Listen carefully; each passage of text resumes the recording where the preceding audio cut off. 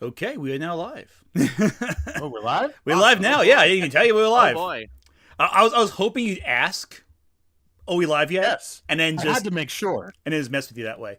I like to reiterate things No, that 100%. were just said. 100%. It's a habit of mine. That's fair enough. Hello and welcome to our stream. This is the first of two streams this week where we celebrate crossing the 5,000 subscribers list. Though, obviously, we have since blown past that. The Harry Potter video did really well. I'm surprised. But joining me are a few people. Mind introducing yourselves at random in no particular order. Fight for the position of first. Sure. There you go. My name is Ash. I am on Twitter as Ashy Groovy, some of you may know.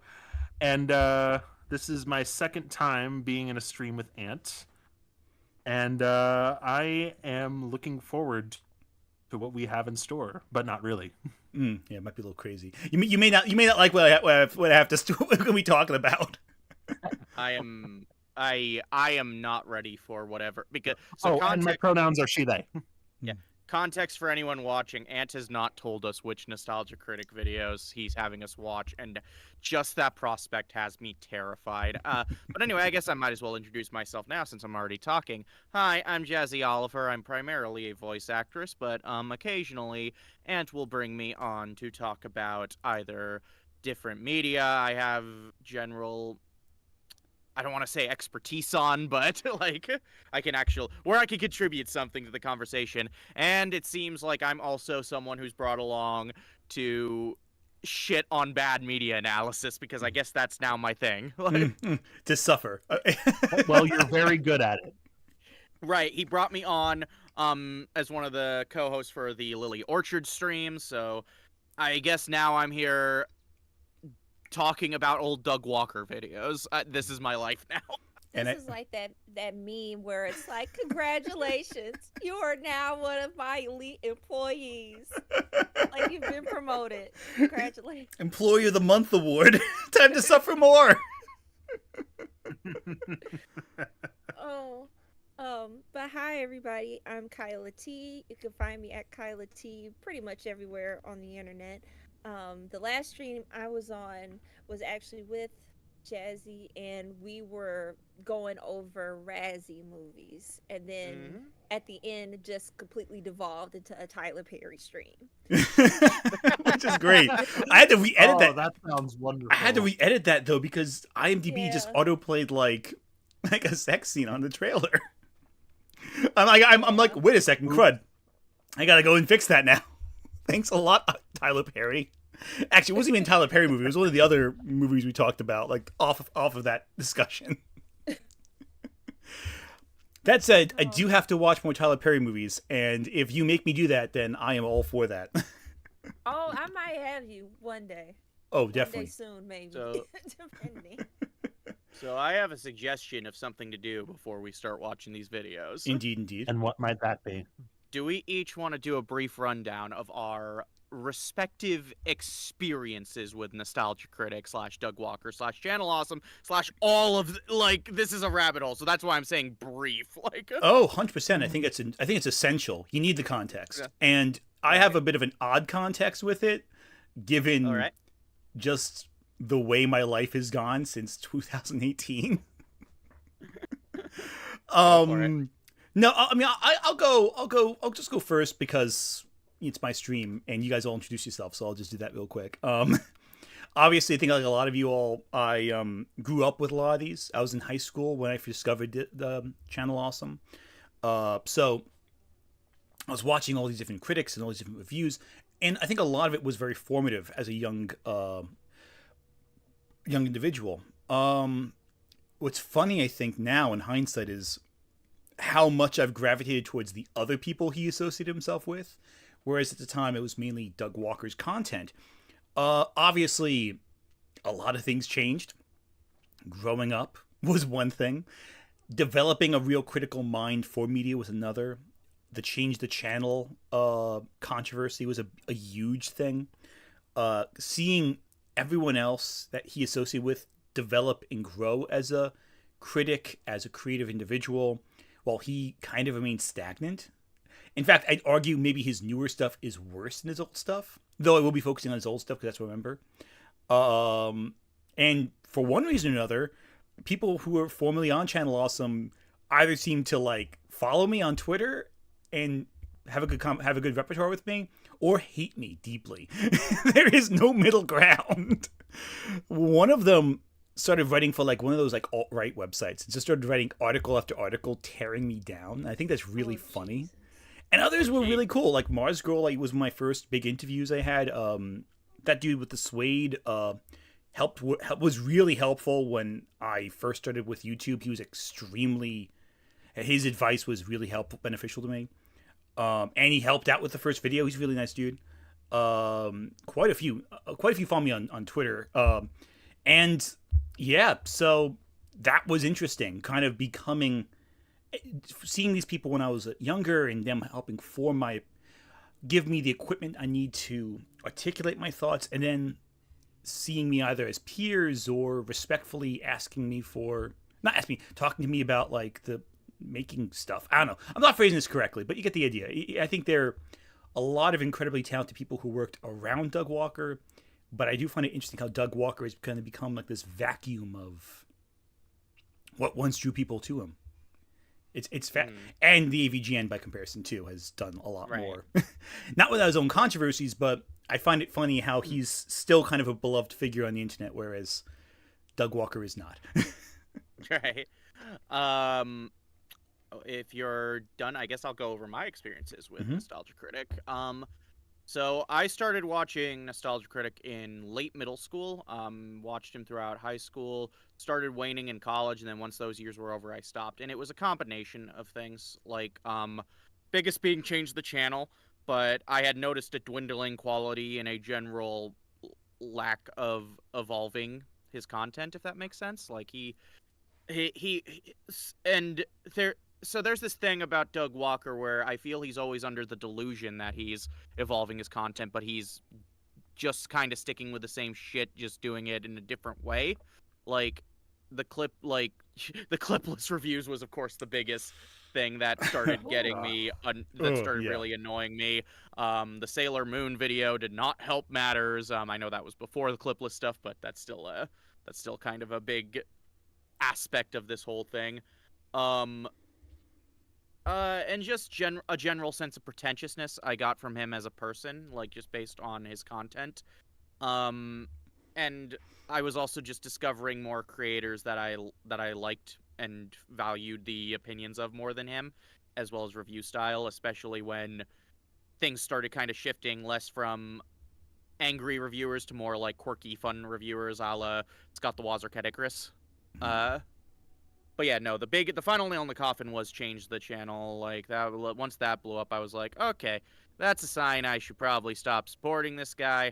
I was already thinking of ceasing my watch of his content. This was pretty much it. So, but I'll give some credit. He did watching his content as a middle schooler / high schooler, which I think is the ideal age range to enjoy something like this. Did give me a slight interest in film criticism, and it allowed me in turn to kind of evolve my own standards of what I like in film critique and media analysis and so forth. So 100%. Right. All right, who next? I know one of you has a very distinct my history with Doug Walker, Nostalgia Critic, is remarkably similar to Jazzy's. I started watching him in middle school and continued in high school, and kind of stopped when the change the channel stuff came along. And even like she said, even before that, I was starting to lose interest, and I think it can be. I told Ant this earlier. It can be boiled down to 5 words: we grew up, he didn't. Yeah, I think it's a recurring trend with all of our opinions. I feel that he's so stagnant. And so mine is pretty similar to Jazzy's, so I'll just leave it at that. Oh, Kyla? so I have the complete opposite because I was so knee deep in anime and AMVs that I missed that whole commentary section in high school. in middle school. Uh-huh. I did not discover. I actually didn't even discover Doug first. I discovered Linkara because my high school boyfriend at the time, well, after we had graduated, I mentioned to him about like, oh, I saw this guy review this comic book, and he was like, oh yeah, that's Linkara, blah blah blah, and was telling me about like Channel Awesome and then the Nostalgia Critic, and that's how I started from there. So I actually started looking back at his old stuff when I was like that summer before college in 2012, and then kind of through that. And so I didn't really have that big of a personal attachment when the Change the Channel stuff dropped. It was just kind of like, ooh, damn, you know, like it was kind of like that's a shame. Um, and I actually was more connected with all of the people that were around him, like you had mentioned. So like Linkara, um, Phaelus, um, even like a few things that the Cinema Snob did. A few like, of course, Lindsay Ellis, Todd in the Shadows. So pretty much, I kind of like he was not even my starting point, but once I got to him, I branched out to other people, and I even branched out to AVGN from him. So like it. So when I did end up catching up enough after watching his old content to watching like the newer stuff, I could feel the change. Kind of, something was off, and I couldn't put my finger on it until I started watching other people's stuff. And yeah, it was just like it grew stagnant. There was no development, there was no movement with this. And yeah, that I had the complete opposite experience. That's why I knew your story was gonna be interesting, because it's like you came from a very different angle with all this, you know. And it's funny too. I'm gonna respond to a few comments as well. By the way, if with this video, we're gonna be engaging with the media a lot. If you want your comment to be absolutely read, leave a super chat. But we'll try to respond to as many comments as we can as we go. But no, it fully. I think we all had our experiences kind of getting introduced to his work, and then realizing there was stagnation. Now, I am here to propose a very specific thesis. All right, and you three are going to be my test subjects for this thesis, and that is simply that he was never good in the first place, and that we were just young, and that Yeah. So you did tell us that the videos you chose are like pre to Boldly Flee. So so it is likely that I've seen the videos in question before. So I guess we're gonna see how much my nostalgia holds up. Indeed, we're gonna be nostalgic for the critic, it seems. Well, no, all of these are older videos. He remembers it, so we don't have to. Well, unfortunately, you're gonna remember it too. In a few minutes. I don't know why I choose to do this, but I'm doing it. Hey, I asked you, are you interested? You said yes. Don't. It's not my fault. I don't know why. I gave you fair warning. I always bitch, but you have to remember that I willingly volunteer for this stuff. Exactly. So. And like, hey, at least it's not another Lily Orchard video. Look. Okay. Do not tell me that, and do not say, oh, look, we're not going to give you this type of poison today, Jazzy. I'm just handing you straight up cyanide. I deserve that, probably. That was karma. That was karma. I accept it. That was absolutely karma on my part. Shall we get started? Let me just finish. Pants to be darkened, apparently, from the beer that fell on it. Okay, so let me just read a few comments real quick. I'm seeing people talk about ones they liked. Anime Abandoned, for one. Yes, it was Mika Curtis was the writer. Jezu Otaku, who I understand he is now a writer for Anime News Network, and I think that's really cool. Oh, that's nice. Yeah, he came out as trans and joined ANN, and had a very successful career there ever since, which I think is really legitimately cool.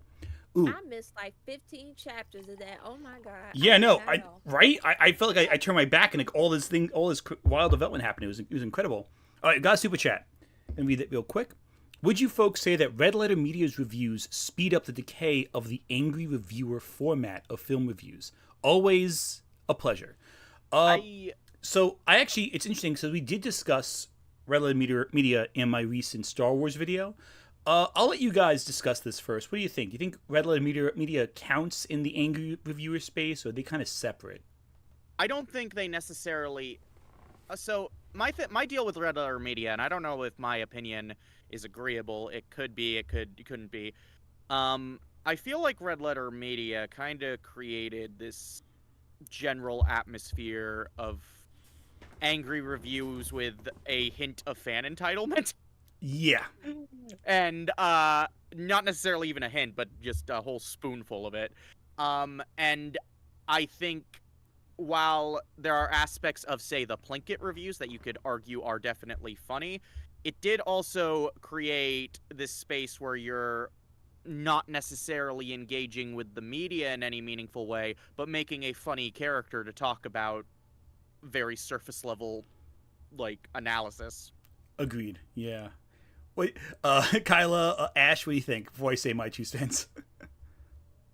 Honestly, yeah, like Yeah. for me that kind of hit the nail on the head. It very much ushered in, like, in fact, I would just label like a lot of reviewers up till now as like the entitled reviewers, those who feel like, oh well, I've been a fan of this for forever, so I know exactly how it's supposed to go, and they end up locked in into this kind of like what you said actually in the Star Wars video. They are locked into this idea of what they deem their version of whatever this is supposed to be, and if it does not follow that version exactly, then there is something wrong with it. Mm-hmm. And they don't really go for actual like Right. film criticism of like maybe the shot composition or like the lighting, the pacing, all those are just like very blase, like little things. Their main thing is like, oh well, I guess I'll use Star Wars as an example. Like, oh well, the character of like Mace Windu wouldn't do that, or like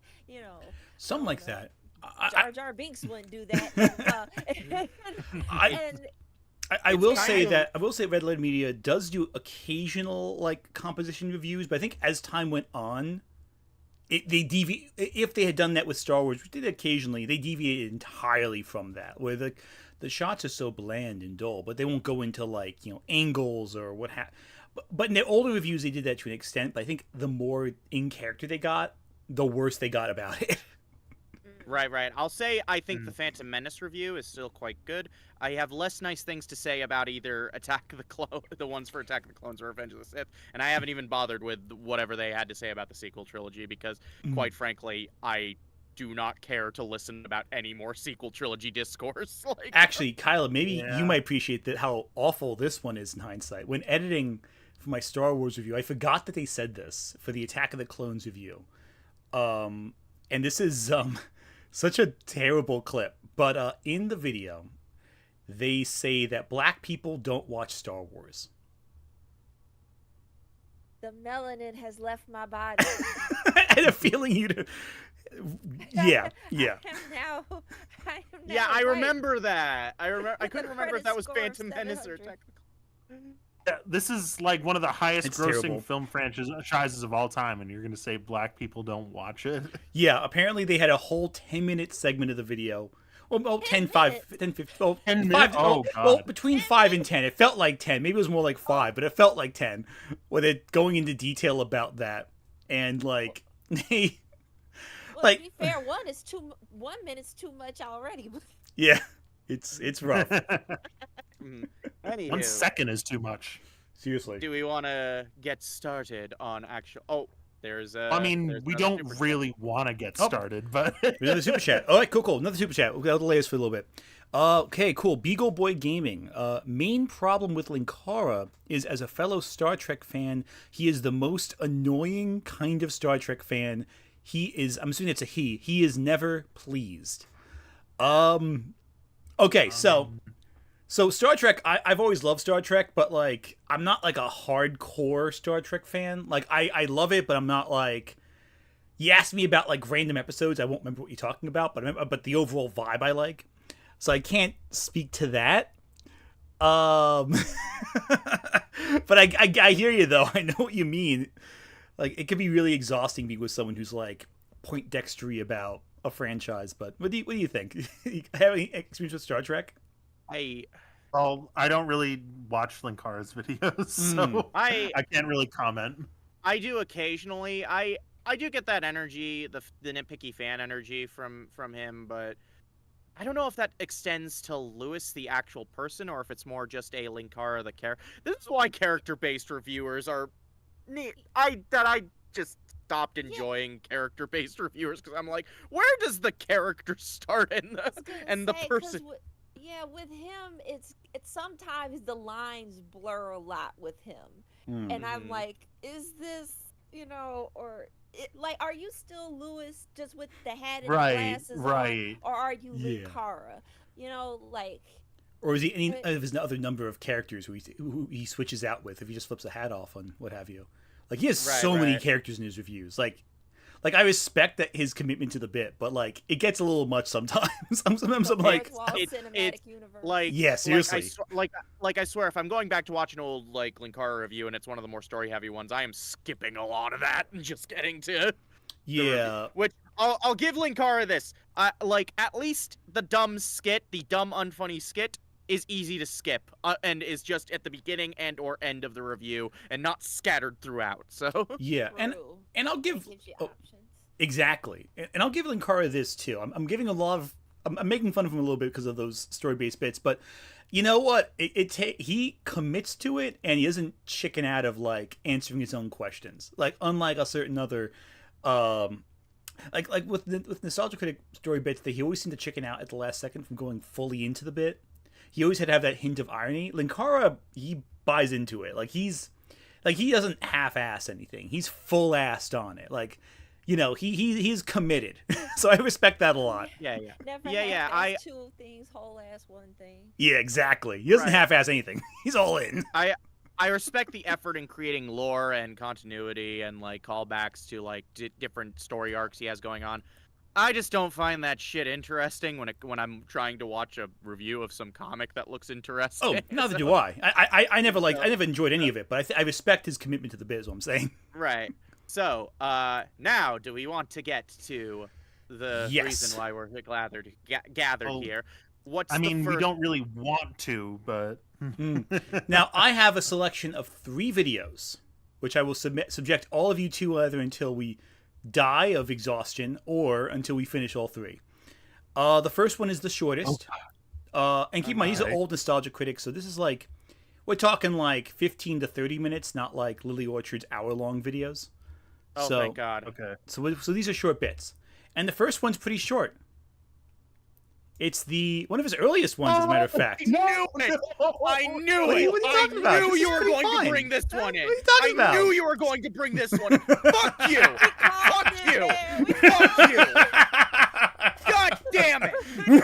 Yazzie, this is exactly the one that we were thinking about. I fucking know! Y'all don't understand. Right before this call, Ant was like, "There is one that I think you got. Is one top 11, and I think we all got on the same wavelength. That was like, this is we know." Oh, Well, just- listen, I End me already. I couldn't do the Sailor Moon one since that was after the arbitrary time limit I made for myself. If you all enjoy this process, however, I can always come back for the Sailor Moon review. But And he'll drag me into it since I'm a massive Sailor Moon fan. oh, absolutely, anyone who's a Sailor Moon fan, I'll drag into the Sailor Moon video. Anyway, so any last requests before I subject you all to torture? I'm aware that provide me with my cyanide pill. I'm aware that my partner is in the chat right now and is currently watching this. Honey, I love Hi, you. Jordy. Actually, before we start, I want to make another counter like we did with the Lily Orchard review. Gonna add some text here. Text, create new. Okay. Counter. Okay, cool. So this is my counter. I'm going to make it right here. And the text is going to read, is this character underage? I knew that's what you were going. Ant! yeah, Ant! God. Let's go with a 0 right now. Oh, The God. theme of like last week and this week. First Drake, now this. Yep. So actually, hang on. I have Already to correct. retreating into my head. This is going to drive me nuts. I have to make sure the grammar is correct. There we go. Now it's correct. I'm not happy that we're doing this, Ant. I hope you understand that. I understand. You- Text on the page. You can't see me, but I am glaring at you very intensely and angrily. And also we gotta- Jordan left a super chat. Jazzy, I think you want to hear this one. Jazzy loves women and me. Heart emoji. I love you. Aw. I love you a lot, Jordy. How sweet. Unfortunately, the Anyway, god of time this for universe torture. does not love you because now we're going to watch a video of the Nostalgia Critic talking about hot women that was uploaded Alright. longer than 8 years ago. I guarantee you. All right, All right. let's Real just do quick, this. how long ago was that? You said 8 years. Just- Well, it says 8 years was uploaded on this video. However, don't forget, Nostalgia Critic had a previous channel on here. This is a Oh, re-upload. that's right. The League of Super Critics, I think. Yeah, something like that. This is Yeah. probably closer to. It should have an original up to. Originally aired September 18th, 2008. I was 12 at the time. Woo! This video is I was 10. 16 years old. Is that right? 16 years old. Yeah, Jesus Christ. Some That's people just- watching might not have been born when this came out. Don't say that. Oh, I'm sorry. All right. Let's. In fact, they might be slightly older. This video is slightly older than some of the characters on this list. Wait, who said that? All right, let's do it. Let's just go. Hello, I'm the Nostalgia Critic. I remembered, so you don't have to. I gotta I be bet you honest, do. It wasn't easy growing up as a boy in the 80s and 90s. Yes, it was. Who am I kidding? Yes, it was. There you go. But that's because we had help. We had help from the women of our childhoods, and we didn't even know that they were helping us. One minute, girls are just cootie-filled, loudmouth annoyances. The next, they're undeniable sex goddesses that make you just want to fall to your knees, look up to the heavens, and thank God Knowing that who he you're puts up. on this list makes this. I am monologue- Actually, you know, I how said, old was he my when he did face this? is retreating into my head right now. Yeah, how old was he when he made this? Like, he looks like my age. Let's see. He was born Well, in well- 81, so like a little less than 30. A little less than Yeah. 30. Oh, so he's younger than I am. Oh, around my age. Ugh. Yeah, around. I was gonna say around around the age I am now. So You know this what? is- This oh is God, this now I is- feel old. I am now as old as the Nostalgia Critic was in this film. Oh Jesus! But Jazzy, think about it. This is affirming. This tells you that you're not at this state of your life where you would ever do this. Okay, fair. I feel better See? now. Feel better about yourself. You gotta look at the bright side of Yeah. life. Thank you. man. Unfortunately, you're watching this video, so the bright side's very dim. Well, Oh, by the you way, Yeah? do they have closed captions on this video? Oh, let me take a look. Yes, they do. Cool. Excellent. Closed captions. Auto-generated closed captions. Yeah, but close enough then. Fair enough. Let's do it. Girls went from annoying to attractive in a matter of moments, and Let me increase the size of the captions, just because that way you can see them. Can I do that? God, I wish I could take off my glasses so I couldn't see him. Yeah, right? Yeah, Actually, go wait a to second. I don't know if I subtitles. can. So that's, Yeah, go to subtitles. Go to Options, right? options. Font size. Here we go. Thank you. I've had to do this plenty of times, so I know this by heart by now. Good call. Thank you. All right, there we go. All right, cool. Excellent. So that's visible for anyone watching stream. Let's continue. we had several steaming animated hotties to make that transition easier for us. They were cool, they were smart, and they were hot Doug, as hell. speaking as And a that's trans why woman, you know I am nothing of here- transitioning. I was just gonna The say. caption says they were high as hell. So, looks like Doug Walker is transitioning in this video, and I am all for his or her. I'm so sorry. That's terrible. to honor the top 11 of It them was here terrible. today. I'm very Why sorry. top Talk was 11? bad and you Because I should like to feel go one bad. step beyond. So, sit back and enjoy the top 11 animated nostalgia hotties. I will not. I really hate this so much. I'm regretting my Number I'm 11. regretting my choices. Linka from Captain Planet. Underage! Underage, first one to counter. Right out the gate! Holy shit! That didn't take much time at all. Okay, let's continue. This is gonna be a recurring trend. You know, that's the thing too I find so funny about like internet back then versus now. People could just say this and then no one would ever question it. Right. No one bat an eye at this. Now let's hang on. But wait, let me be charitable with my interpretation of this video. Probably what happened was he was referring to the perspective of a child watching it and not a 29-year-old man looking back on this cartoon. I would really say give him that level of I credit. would say that if I didn't know for a fact that was not the case. But let's give him the benefit of the doubt, and then I'll tear down my own fake argument in about 3 or 4 slots from now. Because I remember one of these on here. As much as I hate this show, you have to admit that little Russian Stroganoff was pretty damn attractive. She was cute, strong, and had one hell of an attractive accent. Saving our planet You have is no yes, a idea. good thing. There's no way the other videos are worse than this. So what if she thought that? I mean, it could be worse. Rocky and Bullwinkle. I don't understand. But I know it does get worse. Russian accents can be attractive, though, when they're not attached to cartoon children. I will say that. Right, like, can we just, could you not find a Russian adult cartoon character to slobber over, Doug? Or There's is this- several. Just X-Men cartoon, I think, had at least one. I mean, there was the Omega Red thing, right? Yeah. Oh. Omega Red's a male, so I don't think he'd have wouldn't be on this list of women. But I digress.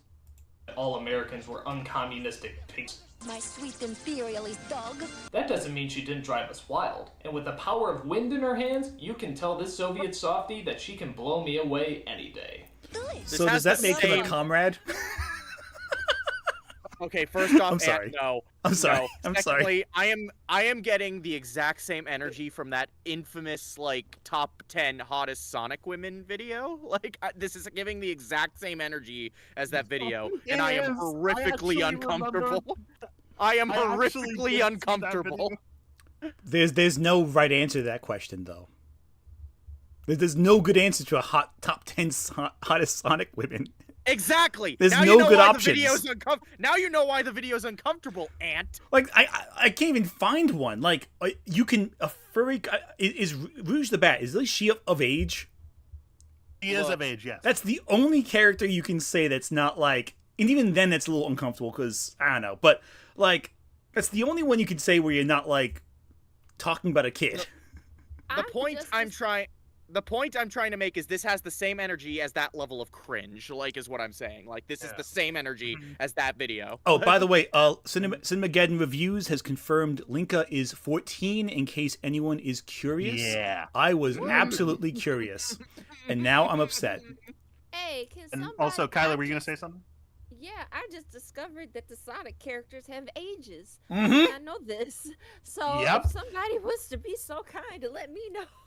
I think Amy is like 12. Oh, Yeah. Yeah. Yeah. Mhm. And okay. Maria is 58, or she would be if she had not died at the age of 8. Yeah, she would be if she was alive. Say, wait. Can we move on from this Yeah, okay. conversation, please? Let's keep going. This conversation's cursed and I love it. All Number right. 10. Can't get any worse than this. The Baroness from G.I. Joe. Okay, an Though adult, technically finally. working for At least- all the bad at guys least on it's this an show, adult this time, Baroness had us okay. all debating Thank whether or God. not we should be switching sides. So why'd you join Cobra? The Baroness. Me too. Hot, isn't she? This villainess was steaming with all-black attire, skin-tight latex, sexy glasses, and a thick German accent. I wasn't speaking of the dog, moron. Oh, I mean Russian accent. I like how the caption Okay. censored moron. Or This was is it okay. Scandinavian? Check. Yeah. Italian? Canadian? Either way, this Cobra is hotter than a T-35 death ray. Oh, and my Jesus, guess is fuck. she'll be having you shout out Cobra sometime soon. Okay, so at least that one... Even though she was of age, that was still weird. That was still really weird, I'm not gonna lie, yeah. I get the character, I get the choice, but that was really uncomfortable. Yeah. We still have 9 to go. There's still so many left. At least it wasn't a child. Number 9. Well, let's see what the next one is. Sailor This is Moon why I chose the from- video. Well, Sailor Moon. I have to admit, I put her pretty low on this list because I found this show just So this is one that I know for a fact he didn't watch as a kid. So this is something he saw people talk about. A, because he was already like too old when it came out to be a kid. Because it came out in the States, I know it came out in Japan 92, but the States didn't really have it mainstream until 96, 98. So even then, it wasn't mainstream until like the 2000s with Toonami. So this is a character we first saw as at the oldest college on this list. Right. Ugh. I just want to reiterate that. Also, I have to make an update. The underage count has now gone up to 2. because Sailor Moon Ew. is at the beginning of the series 14. Yep. Seeing a pattern here. And oh jeez. Oh, Ugh. and why? You see, here's the thing. I couldn't do the Sailor Moon video because it did not qualify for the list. However, I knew Sailor Moon was in one video. This And that's trauma how has, I knew. That's how I knew you were going to make us. that's my loophole. That's how I knew you were gonna make. That's how I knew you were gonna make us suffer through this one because I had remembered. It's like, wait, he put Yeah. fucking Sailor Moon on that. Oh no. And then I had to go, how many other underage characters were there on this list? And now we know at least 2 in the first 3. So goddamn annoying. Even when I was a kid, I thought this show sucked. I mean, the story makes no sense. The characters are all You morons. didn't watch and I keep it. using the same chunks Here's of the animation. funny thing. Okay. You can criticize a lot about the original Sailor Moon. The story's very easy to get. It's like, very it is simple. Not, it is not a hard story to understand what's going on. Like it is. Mhm. Exactly. Also, they mentioned this in the comments, but he's not even saying Usagi or Serena. He's saying Sailor Moon. Right. He doesn't know the like- character's name. He hasn't watched the show. That's what I'm getting No, at. he hasn't. Mhm. He hasn't seen any Yeah, of this this. is more proof that he didn't watch it. Yeah, and saying the characters are all dumb. It's like, Amy has an IQ of 300. She's top of her class. She knows how to use computers in the early 90s when no one knew how Right, to use like- computers. Literally, the second character that was brought into the team is like a super genius. Come on. To say nothing of Ray, to say nothing of Makoto, to say nothing, I mean, okay, Minako, okay. Minako's pretty... Minako's kind of. Yeah, she's a kind little... of a dick. but- But would you want? We But love would you him. wanted him to have? said No, anything about no, that? Ash, I wouldn't. No, I would not. Exactly. Ugh. Oh, Case end point. Okay, let's please get this over with. And over and over. However, if there were chunks of animation that they had to use over and over, it would definitely be the transformation scenes. I mean, damn. This is like an intergalactic striptease. Actually, the funny thing about my these scenes is that they always take like 2 minutes to go through all What the kind of striptease do you watch I mean, where the character's what the hell putting are the villains on doing? clothes? Yeah, and all it's that? the opposite of striptease. Exactly. if anything. Moon, I'm a big bad monster. What are you gonna do about it? Oh, it's the typical Sailor Moon joke. The transformation takes a bit of time. Never seen this joke before. My headcanon was always that just the time freezes when this happens. Well, Like, there's a scene where Uranus transforms, and it's in a second. So it's all just Yeah, so- symbolic. yeah, that's why. There are some scenes where they'll just transform instantly. So my theory is that time stands still when this happens. You see. Yeah, seriously.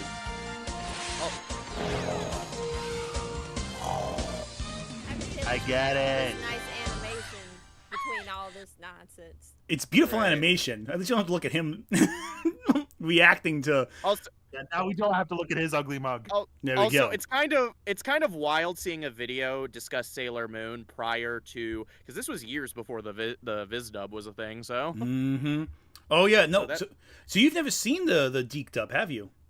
I have. I've seen. Oh, like, yeah, yeah. So I I've have slowly not, gone. though. I've slowly I've gone seen the through- Viz dub. Mhm. The Deke dub Yeah, is she's shown me the Viz dub. I have not seen the Deke dub though. the Mm. Deke dub's hilarious. I have a soft spot for it because there is a certain level of cheese that I enjoy from it. So Yeah, I love. I have a softness for the Deke dub too. I think there's a lot of like '90s like cheese that I like the Saved by the Bell transitions. I just love. yeah, Like even if it yeah. is goofy, I do love that. Mhm. But yeah, so this is uncomfortable to watch. Can we get the Sailor Moon segment over with? Yeah, let's please? move away from the 14-year-old Nevertheless, girl. you can't argue with good Japanese animation and their ability to put women in skirts that are so short they give new meaning to the term moon power. Sailor Moon, I from hate anime to animating. I hate that so much. Number 8, What's Who's number next? 8? Harley Quinn from Okay, Batman. finally Okay. one that makes All the sense. characters in the world, you'd Okay. think the Joker would be the last person who would need a sidekick. But when one of the writers suggested that one of the Joker's henchmen should be replaced with a henchwoman, instant history was made. And thus, Harley Quinn was born, an energetic, totally psychotic airhead who had the hots for the Joker, aka Puddin'. Since then, Harley has gone on to stardom, even getting herself her own comic book series. The So what most is it that in-depth makes her has so actually damn been attractive? about Is it the her character? What's that I again? think this Sorry, is- Kyle, say it again. I didn't catch that. This is like the most in depth he's been about one of the characters and kind of like their history and place in the show, other than, oh, they're hot, like looking even at the bar on the screen. This is the like he Seriously. actually had some stuff to say about Harley, and it's like, well, damn, buddy, can't you at least, other than the obvious, can't you do that for everybody else? Well, no, because you'd have to see them as people first, which he doesn't with any, unless the show he likes. Yeah. Well, so the thing about, I do remember Doug has spoken highly of Batman the Animated Series, so you can kind of see where there's media where I don't want to say he's engaging with, but like at least has a basic understanding of compared to media he doesn't. Like, it's very clear, doesn't engage with Captain Planet, doesn't engage with G.I. Joe, absolutely does not engage with Sailor Does Moon. not engage with Sailor Moon. Right, No, but clearly does like, not know anything about Sailor Moon. But like, yeah, he's at least with Batman the Animated Series, this is something I know, like, you can get the idea that he's watched plenty and at least understands. Maybe, I don't know. Yeah, that's the thing. He's clearly passionate about Batman, so that explains why he can do this.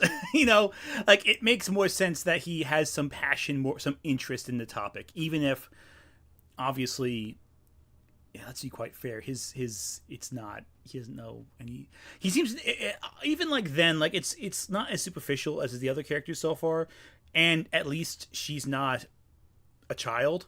And Harley Quinn's a great character, so I would argue that Harley Quinn, of all the characters so far listed, Harley Quinn is the most this is a brave take, I know, but compared to two little children and a character from a cartoon that kind of is more famous for being goofy than not, Harley Quinn is the best female character. No, not best. Sailor Moon's pretty great too. I can't commit to my own bit. I'm very sorry. I was going to say something, but I really can't commit to it. Anyway. Energetic personality? Is it her figure in that skin-tight outfit? My guess is it's because she's going out with the Joker, which gives the rest of us homicidal maniacs who are dreaming of love much-needed hope. Oh, There's no, Doug. No. How'd you find a bad Harley Quinn take? We were just giving you a tiny bit of credit. How'd you find a bad Harley Quinn take? The ball was in your hand, but now I have to take it away before you drop it again. Yes, celebrate the obviously abusive relationship as like the positive. Oh yeah, Right, Joker and Harley Quinn. And here's the thing, the Joker and Harley's relationship being abusive isn't a fresh new thing, something that wasn't, like, people weren't aware of in 2008. This was something that was well within, the text of the show. Explicitly. There was an entire episode explicitly about this, like. And he watched it because he had to have watched it. Right. It's not like Mad Love is an obscure episode. It's like one of the big episodes of the show. No, Mad Love is cited as one of the show's best. Like, it's up there, certainly up there with like the Mr. Freeze episode and a few others too. Anyway, this is upsetting. Yeah, like you almost had a point, Doug. God damn it, I was rooting for you. No, I wasn't really, but should I pretend I was? Because should I pretend to be? We were on the verge of greatness. We were this close. You were the chosen one. Not really. No, you're never the chosen one. We're talking about. Anyway. About it, Harley Quinn gives new meaning to the term crazy love. You're really sick, you know that, boss? Number 7. Who's next? Hello Nurse from Animaniacs. Oh. If more nurses looked like this, I'd probably go to the doctor more often. With her 40s style dress, long slinky I don't want to legs, hear and about how hot you killer sexually body, harass she's the nurses, cartoon Doug. character that Yeah, makes really. sexual harassment fun again. Oh God, he's not even hiding it. Hello Nurse. Jesus! Oh God, no! No! Okay, so I don't think this phrase ever actually caught on, but it was definitely used in the show a lot. She was always the object of Yakko and Wacko's affection, which always left Dot with, okay, that's kind of creepy. Is it? Yeah. Hello, You Nurse. have She's every no patient's high dream horse come in true. that, Doug. So that was weird. God. That was so weird. That line. So He had weird. to write that down. Look at it. Go record it. Then take it back. Edit it. And then watch it again to make sure it rendered right. And send it out. And then probably also re-listen to it a dozen times, make sure the clips lined up just quite right. Oh, that's That is Presumably show it to someone else. And Exactly. then that someone else says, yeah, that looks good. Do that's that. great. Probably his brother. you know Most likely. you know You know, when Ant told us that he was picking episodes exclusively from the pre-revival era, I guess we'll call it, I thought, oh, well, it'll still be bad, but it can't be that bad, right? No. It's no. worse somehow, right? It is so Doesn't he bad. Doesn't he drop the N-bomb in one of the pre-revival episodes? Probably. No. Probably. It wouldn't surprise I'm me. pretty sure he does. Like, I mean, let's be quite blunt. Like, he is he count as Gen X or millennial? I'm not even sure. Like, He's Gen X. He's Gen X. I was gonna say Gen X Yeah. because he takes a lot of. I remember in a lot of the modern critic reviews, like from the time I watched it, he did take a lot of shots at millennials. So there we go. Like, he has that kind of like Gen Xer, grew up with South Park and like thought that was like an excuse to say whatever he wants to say kind of vibe sometimes. So he gives off the energy as someone who thought the funniest part of Blazing Saddles was when they said the N word. So yeah, probably. Anyway, back to this. Oh, they're saying Ernest saves Christmas. I'm seeing people say in the comments in response to what you were saying before about the N-word. I know he that's makes it. also- Oh, yes, Tell yes. me That is the in one a- where he dropped the N-word, yeah. that is In a also the review one for where he made fun Ernest? of. Autistic kids, was yeah. Yeah, that was the one where he made fun of autistic children. Yeah. Jesus, that video. Yeah. Yeah. Real That's class a act. double knockout. Oh my god. He went And 2 then- for 2. Oh Mhm. my god. And then I we am all kept autistic, watching so him as fuck you, kids. Doug. That's the crazy part. Like, the crazy part is we kept watching after that. How? Anyway, let's go. That's the part I'm more disturbed by in hindsight, honestly. Number 6. Chitara from Thundercats. Another If child, Angelina another adult. Jolie and Chester Cheetah ever gonna had say, I a don't kid, think Chitara's a chances child, are so- she No, was I'm an something adult. like this. Like, Faster no, I than think she's lightning an and adult. just as hot. Cheetah was just as It's just like every Gen Xer always pick. That's one thing that I think that gets me with this list is that it's nothing new that I haven't heard from someone who watched cartoons in the 80s. Yeah. Like, I you know, and I get it, but it's also kind of like if you know, like maybe give me something I wasn't expecting. you know? Right? Well, I wasn't expecting Right. Sailor Moon. Well, Unfortunately. other than that. Yeah, The yeah. obvious. Like, that's the thing. A lot of us Give me is so something that I'm van- not expecting and not have it be a child. Yeah, please. except for the Right. literal child. She's not a child. I made a mistake. So I see people in chat saying, "Is she a child?" Like, no, Chitara is not a child as far as I know. No, not Chitara. Cheetah Yeah, is no, not a yeah. child as far as I know. Yeah, no, she's no, she's no, an it's adult. Chitara, right? That's the character's name. Yeah, Chitara. Chitara. Yeah. Okay, so the chapter says cheetah. Someone didn't give a shit. Yeah, they didn't care. The cheetah's a different leopard-skinned furry character from a superhero franchise. So that even their yeah. own, the chapter breaks called Cheetah. Even their own editors didn't care enough about Cheetah to describe her in actual terms. Sorry, words. But yes, So the thing I'm noticing with this video is, yeah, a lot of it, aside from maybe Harley Quinn, a lot of it's very surface level talking about these characters. And I shouldn't really be surprised by that, considering, no offense to anyone who falls under this in the viewers, but Doug is a cis heterosexual man, so yeah, but and I even by tend to- those standards, these are the most vanilla choices a cis het man can make. it is, but I'm not surprised is the thing. Like, Valid. I'm not gonna act like I have the most high class simping choices I am still in the Lady Dimitrescu simp club. Thank you for asking. But Who isn't? Well, actually, let me phrase that. A lot of people who really like Stellar Blade seem to really hate Lady Dimitrescu for some reason.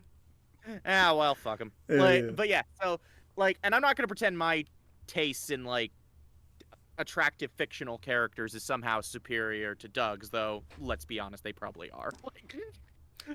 And there's nothing wrong with the adult choices that he's chosen.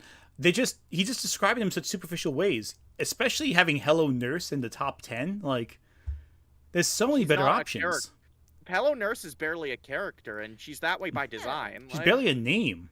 She's Like- literally just the attractive lamp, which is like I don't understand. Well, Which that was the Yeah. joke. That was the Yeah. joke. Yeah, so. that's the gag. so it's and I guess I don't know. Maybe it's just confusing because okay, you put her on there, that means that the joke worked, but also like Did it work enough? Is the question too. Right. Jeez. Okay. Anyway, at least it's not a child. Exotic as she was erotic.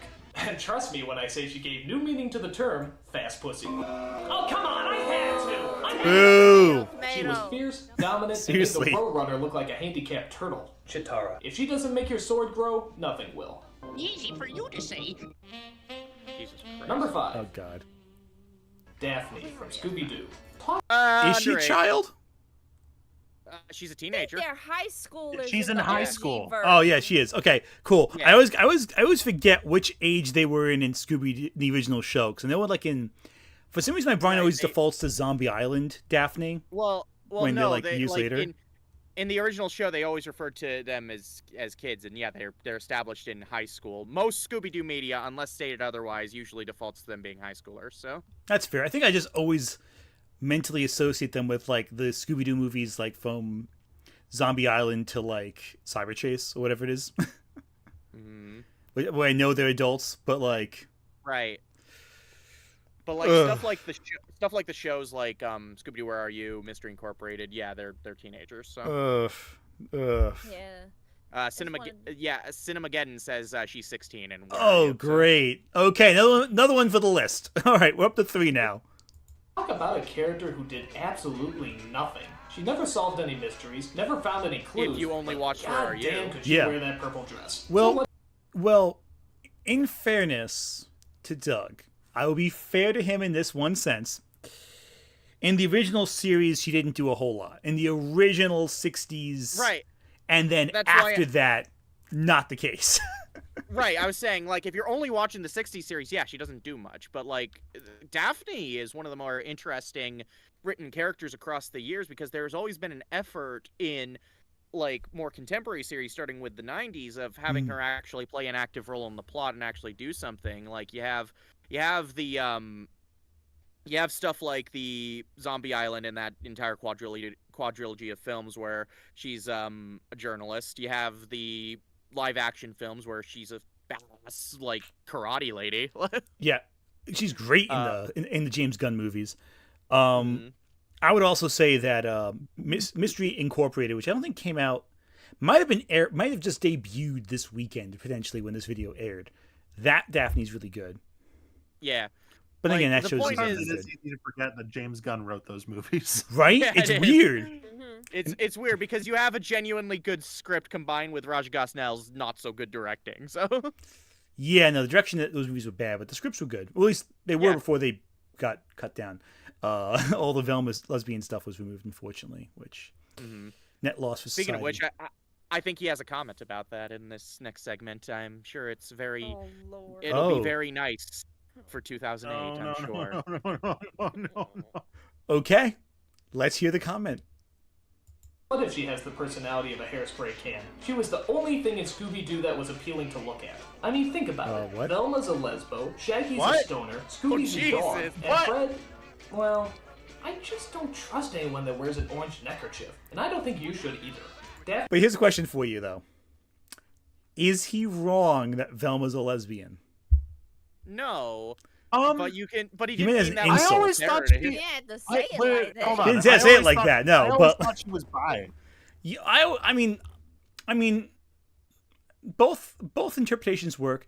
He said it in the worst possible way, and undeniably, and tied an appearance with like sexuality, which is 2000s uncomfortable all over. But I would like to point out that Doug Walker, years before Mindy Kaling, understood that Velma is. I'm trying to give him something. I'm really struggling here. It's really tough. Then don't. Yeah. I'm like, don't do it. No. I'm trying my best. It's not working. Oh, this hurts me so much on a soul crushing level. Let's keep going. Daphne was the only character that you actually look forward to seeing. She was colorful, polite, and of course, Considering hot as the lava. meme status that Shaggy has nowadays, that comment is aged horrendously. Oh, horribly. Saying that like none of the characters were nice to look at is already like. Look. The reason why I'm gay is because no man will reach the peak male performance of adult Shaggy. Just saying, That's valid. They can't even reach a 6 of his power. right? Also, with the live actions came up with this point, so these all had like actual actors who had played them in live action at this point. I don't know. I don't know. Anyway. She may not have a clue, but I'm sure she has several restraining orders. You shouldn't believe what? everything you What? Jesus. What? Wait a minute. What kind of joke is that? What kind of joke is that? Wait a minute. You can't just say that and then move on. Whoa! Wait, Wait no, a hang on a minute. second. What was the context for that? Like, where the hell Why would you feel the need to say that?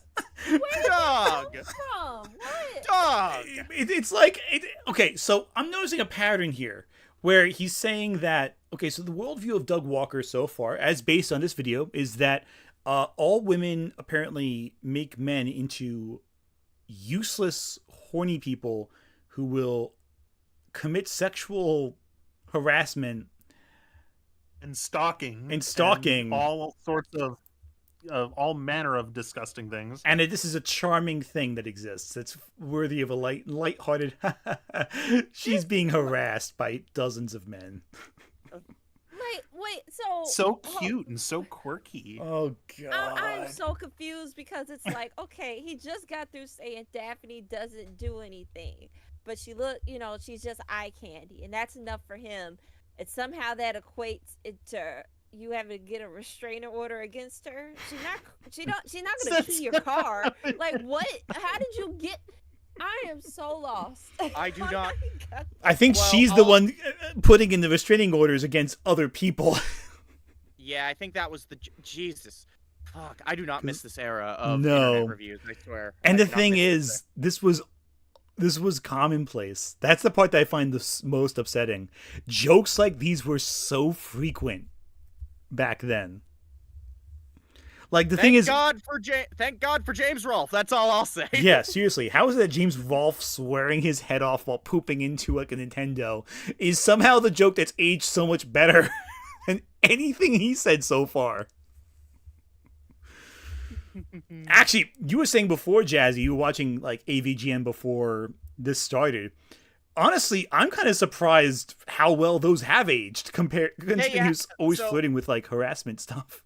So it's funny because one of the videos I watched, like, to get in that mindset was AVGN's "Plumbers Don't Wear Ties" video, and I'm realizing that's a video where a lot of these jokes could have fit in at the time, but James had class and didn't do that and just pointed out, oh, it's kind of this is kind of just a shit game that just happens to be treating a woman poorly. So, and look, I don't know Doug Walker or James Rolfe personally. We haven't hung out. I don't know what they're like. But I get the sense that like that James Rolfe is obviously portraying a character. He's not like that in real life. Like he's playing it up. Whereas I don't know how much of this is Doug playing up his character.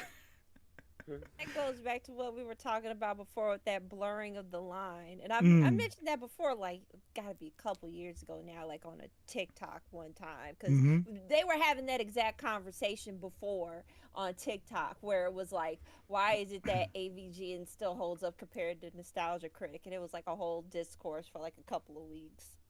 well, I can give a very simple answer to that. It's because just AVGN was funny. Like, yeah, that's the actual answer. It's not that it's like it's surprisingly not complex. Like James knows how to write good jokes. Like he knows how to set up. He knows what setup and punchline is, and he doesn't have as narrow-minded a view on comedy as Doug does. And I say that based on shit Doug has actually said and still believes. Like, yeah, doesn't he like think like the Looney Tunes is funny because I think he has like a real suffering is essential to humor mindset, which I think is. He thinks the only way, he thinks the key to all jokes is that jokes are only funny when it involves someone suffering, which like some jokes do. Some jokes can, but like it's not. That's not the basis for all humor. I can think of plenty of jokes in different movies, shows, and so forth that don't rely on the suffering of a character. 100%. And there's so much variety you can do with humor. It's so limiting to just say you have to suffer in order for something to be funny. It just Like, so there's one joke in one of the other AVGN episodes I watched. Like, one of the funniest jokes in that video is he's playing with the fucking Rollin' Rocker is what it's called. And he's drinking his beer, which is called Rollin' Rock, and he just points out, I'm drinking Rollin' Rock on the Rollin' Rock. and he just has this infectious, like, enthusiasm about it that's just fucking hilarious. Yeah, you got a point. Because, like, one of the ones that he, like, it became a bit of a meme for a minute when he did the Tiger Electronic ones, and he's like 64 bits, 32 Yeah. bits. Yeah. Most of Eight James's bit, humor, 1 bit. most of James's humor mainly just comes from, one, just good writing, and two, really good delivery. I've noticed that man is really good at delivering. Even if the joke's not great, he's good at comedic delivery. So Plus, James Rolfe has a history with film. Like, here's the thing. Like, I don't want to sound elitist or anything like that, but, like, you look at the movies that Doug Walker loves and that James Rolfe loves, because they did, like, I remember they did, like, a list of, like, their top favorite films. And Doug Walker's was more general, but, like, James Rolfe was going into, like, 1930s cinema, like, going, like, all the way. I think one of his favorite movies was It's a Mad, Mad, Mad, Mad World. that's his absolute favorite movie, if Yeah. I'm not mistaken. It's a great movie. It's a great movie, Right. but it's, like, not something you'd expect, like, a comedian on YouTube to cite. They'd cite, like, Star Wars or something like that. Like, James Rolfe has, like, he has the history of film in his brain.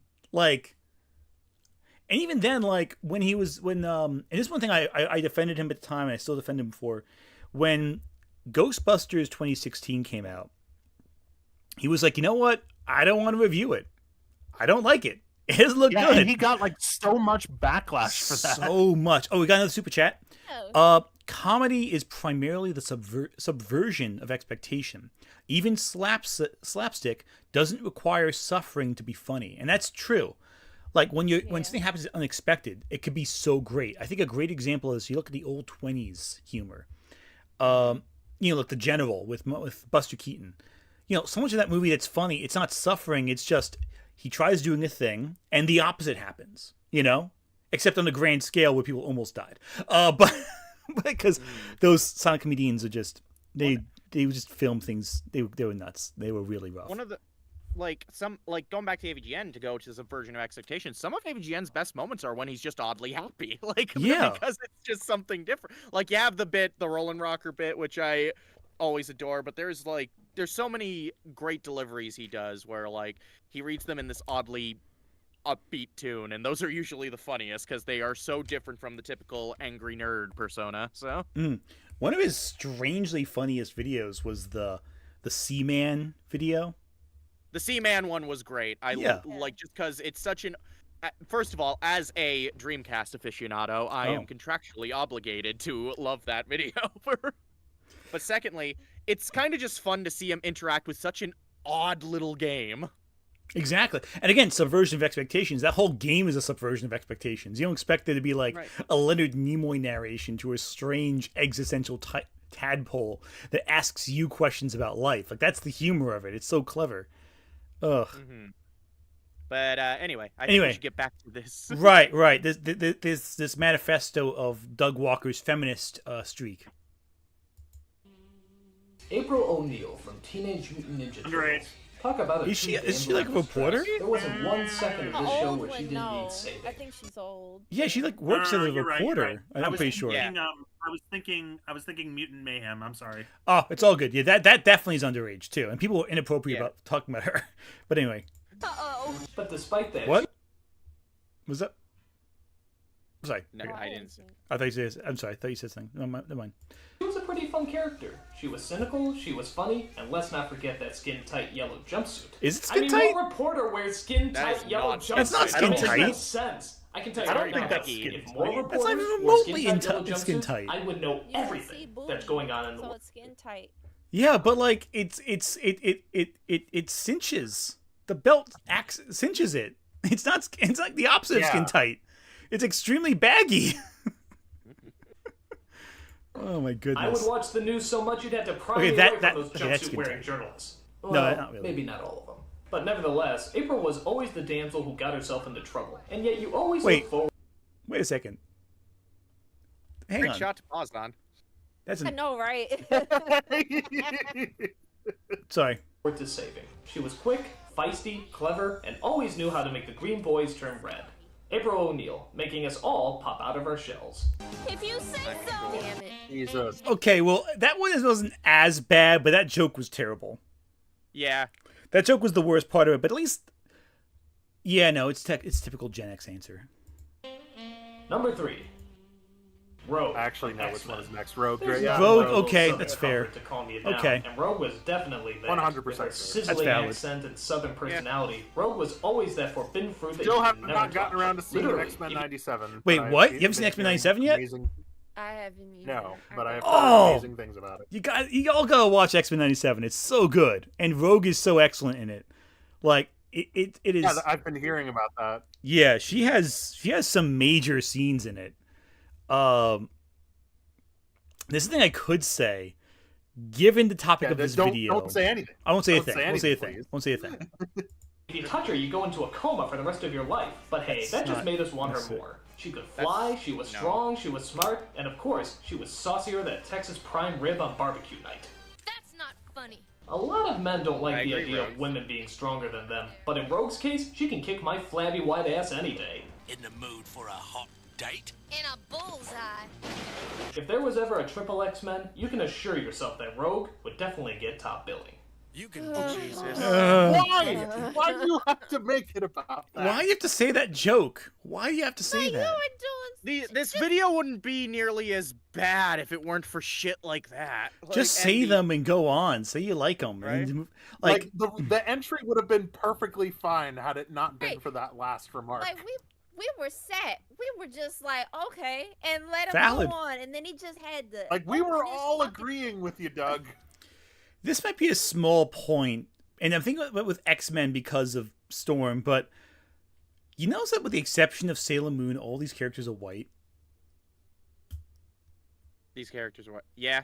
Yeah, except for Sailor Moon, and that's it. Who's a child. That's what you said. You kind of blanked Ah. out on my end when you said it. Yeah, I'm sorry. I didn't hear what you said the first part. I said, Skipped out. with the exception of Sailor Moon, you notice that all these characters are white?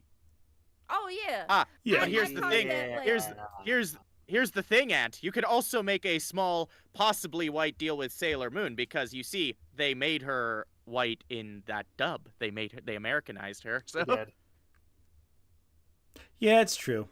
They're white. so you could say the light bit of diversity on Doug's list was unintentional. That's also true. But Kyle, what are you going to say? I'm sorry. I would say they're white or they're white passing. So kind of like, in this case. I do know because that later in the list there will be a non-white character. Oh, okay. Really? Because I was gonna say I've been noticing a pattern of like white accent. Like Yeah. you can kind of pinpoint like jumpsuits.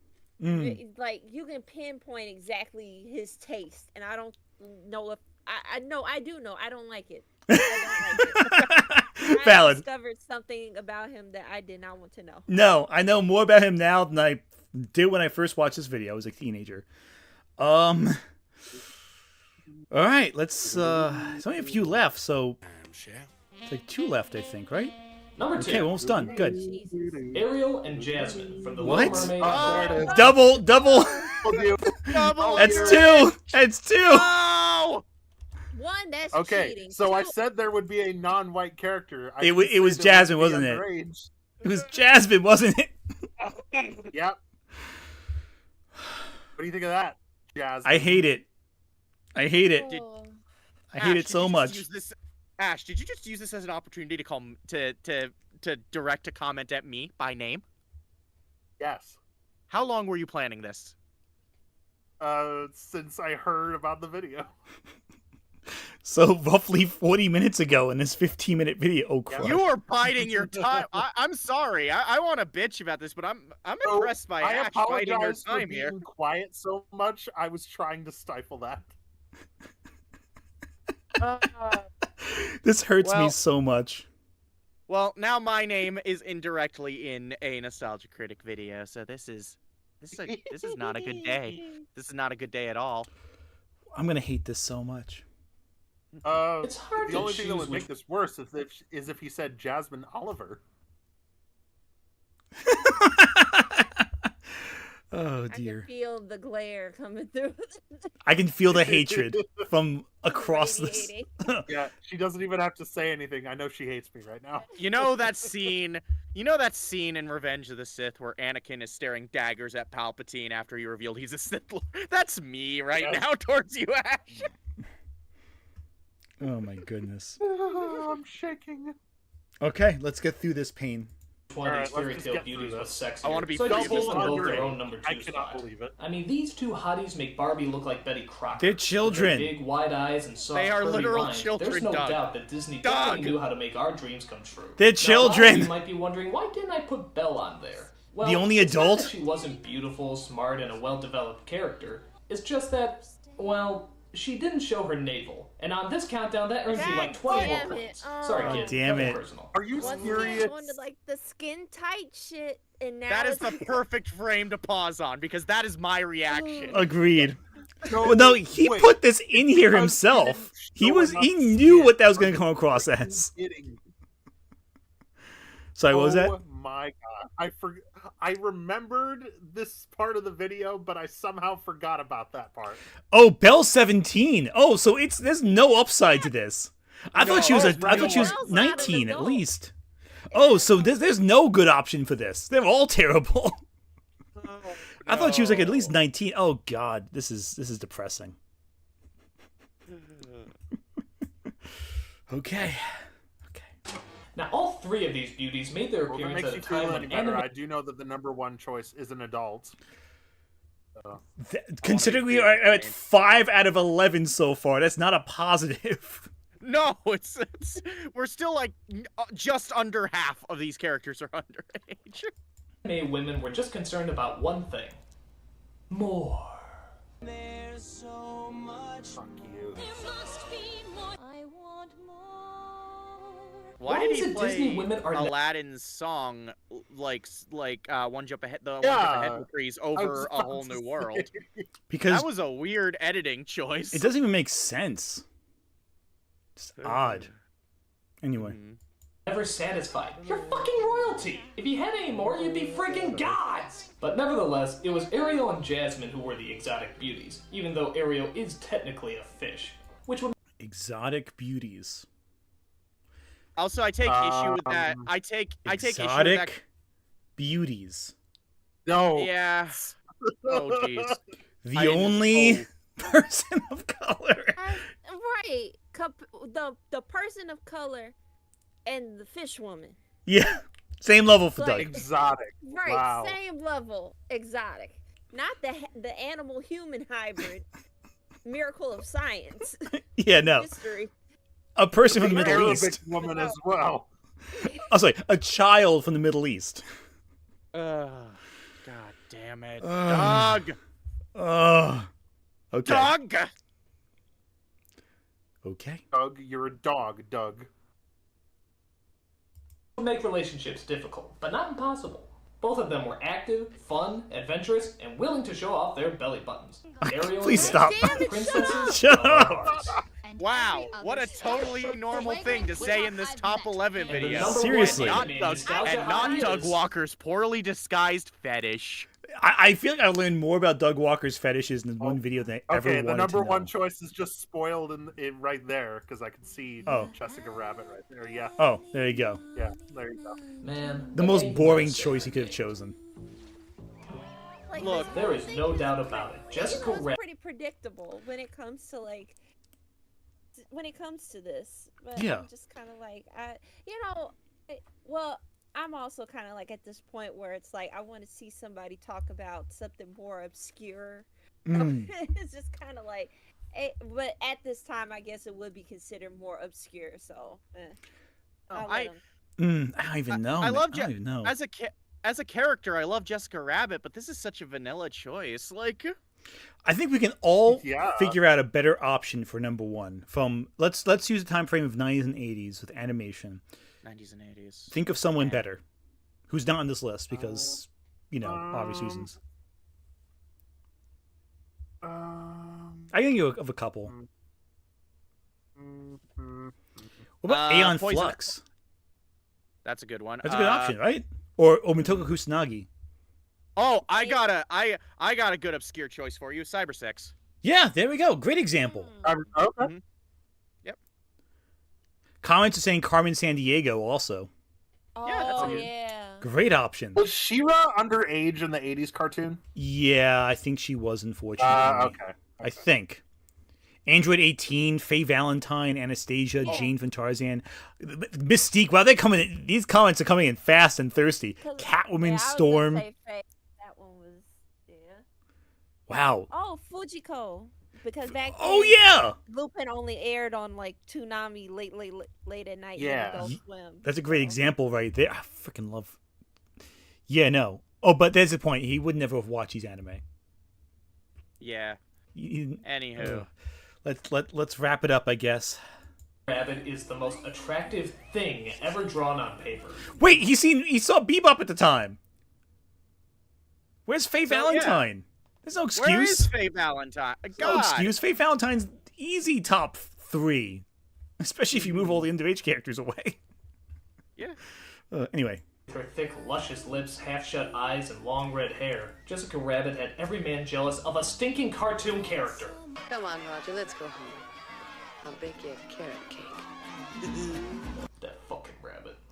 And of course, you can't overlook that phenomenal body, which I don't think could technically exist in real no, life. it couldn't. I mean, think about Because it. it- If the because brains it's are a twice the cartoon, size of her Doug. weight. She would split in half. She has no intestines. Anyway, And yet Like, her not waist to is use the half the cliche size of line, but where are her organs? yeah, there's no organs anywhere. Forget body fat. There's no organs. her legs. She would I know she's probably just fall a to the drawing, ground but I unable just to have to keep her say. balance. It's important to But fuck note it, that, we didn't though. care. She looked I don't unbelievable. think The that, ultimate like, femme. Rob Liefeld saw this and was like, "I'm gonna do that." Except in a comic. Yeah, and just made like bank off of it for the rest of his life. But, like, funny enough, I think Domino is the only character who's not, like, that little abdominal mass and is his most successful female character. Whereas everyone else he did was like that. Maybe I'm just thinking the modern Domino. Who knows? Now I'm just... Anyway. Fatale. She was mysterious, erotic, and knew how to tempt men. In fact, she might have tempted them too much. There's an infamous controversial scene where Jessica is flung out of the car where she exposes herself not once, but twice in a matter of seconds. This scene caused so much controversy that they actually re-released it on video and blocked out the image covering it with her dress. Well, if an animated woman is so hot that even the animators had to see her naked, chances are she really does deserve the #1 spot. Jessica Rabbit. I'm not bad. I'm just drawn that way. Really drawn that way. And those are the top 11 anime nostalgia hunts. If you got you have to say something? Seriously. Hey, listen, I think we're all grateful for one thing, though. I think we should all have a sigh of relief and a prayer that Doug Walker never watched Totally Spies. Thank Oh, God. Oh, Thank God. God. Can you imagine? One of his fetishes had to be there at least once. Ugh. Anyway. got some laughs out of this, thanks for watching. If you got aroused by any of this, they're not real. For God's sake, seek some help. I'm a Nostalgia Critic, I remember it, so you don't Take have your to. own advice, Doug. Seriously, some self-reflection might be beneficial there, Doug. So, video 1, I would say this is a rousing success. Pain. Oh, yes. Wait, And by rousing Damn it, Ant! success, I mean, my face has retreated into my head. Ant! Ant! Fuck off! What's the next one? Oh, don't worry, the next one's just as bad. I chose another top 11 list. Justin's bad. No! Dumbasses in distress. No, I remember. Fuck you! Fuck you! Oh God, I don't remember none of this. Yeah, it's a good I thing. know this. Nor do I. I don't think I've seen this one before. Oh, I'm so sorry. I'm so sorry, Ash. I'm so Jazzy sorry. clearly has, though. Jazzy, need a minute? I remember this one. I remember this one. But do you want to take down the counter, or do we want to? Oh, no, we can get rid of that. That's no longer Gonna just delete that. Mhm. There's no No, need to worry about that here. I don't think. I remember. I remember this one. I remember this one. Dumbasses actually in distress. I'm actually really happy you chose this one, and I'm gonna have a lot of fun. Oh, I know you will, Jazzy. That's why I chose this one. This is the palate cleanser. No, it's not. It's just more pain, but with a tinge of sexism thrown in there for good measure. Yep, let's do this. Now, this was released originally on April 27th, 2011. I was in my teens. There you go. I was in college. So we'll see how this goes. I was 13. Now, question for anyone but Jazzy, so mainly just Kyla and Ash. When you hear dumbasses in distress, what do you think is the topic of this video? But I'm guessing it's like damsel in distress, but dudes. What do you think, Kyla? I think it's just I feel like it's gonna run the gambit of like Jack being in the water, and why couldn't he just get on the door, you know, in Titanic? I feel like we're going down that route where it's just people who we thought could probably save themselves but didn't because of probably a plot reason or like a very actual, you know, reasonable conclusion as to why they couldn't, but it didn't make sense for him, so that's why they're on the list. Yeah, you're probably right about that. You're close. Not quite, okay. not quite exactly right, but you're closer. You'll see that. You'll realize the difference very quickly.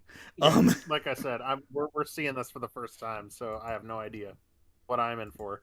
Yeah. Ant and I are we're both on the same wavelength of y'all are in for some shit. Yeah, you're gonna hate every second of this, though not quite as bad as the last one. It's different.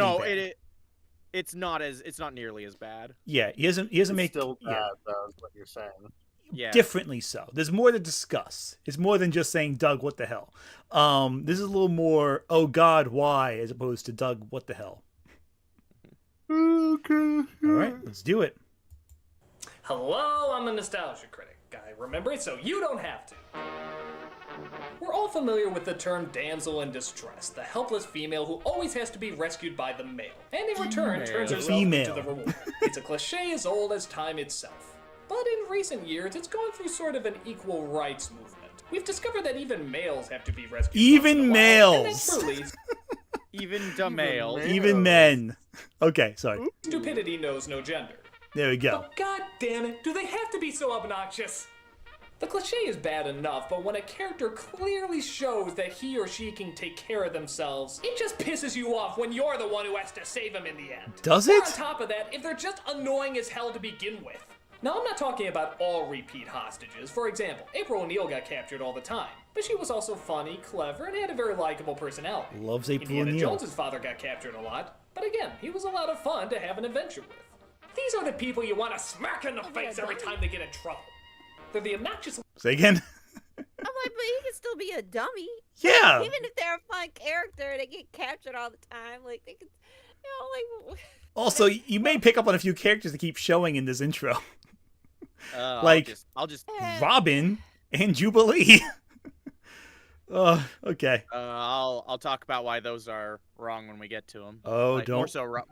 More so Robin, because Batman's more my forte. So Fair enough. Fair enough. The pawns whose only purpose is to be rescued. Spoilers. To the point where you just want to say, you know what? Let the train hit them. And I'm here to count down the top 11 of them here today. Why top 11? Because I like to go one step beyond. So, sit back and enjoy the top 11 beyond my dumbasses patience. in distress. Yeah, seriously.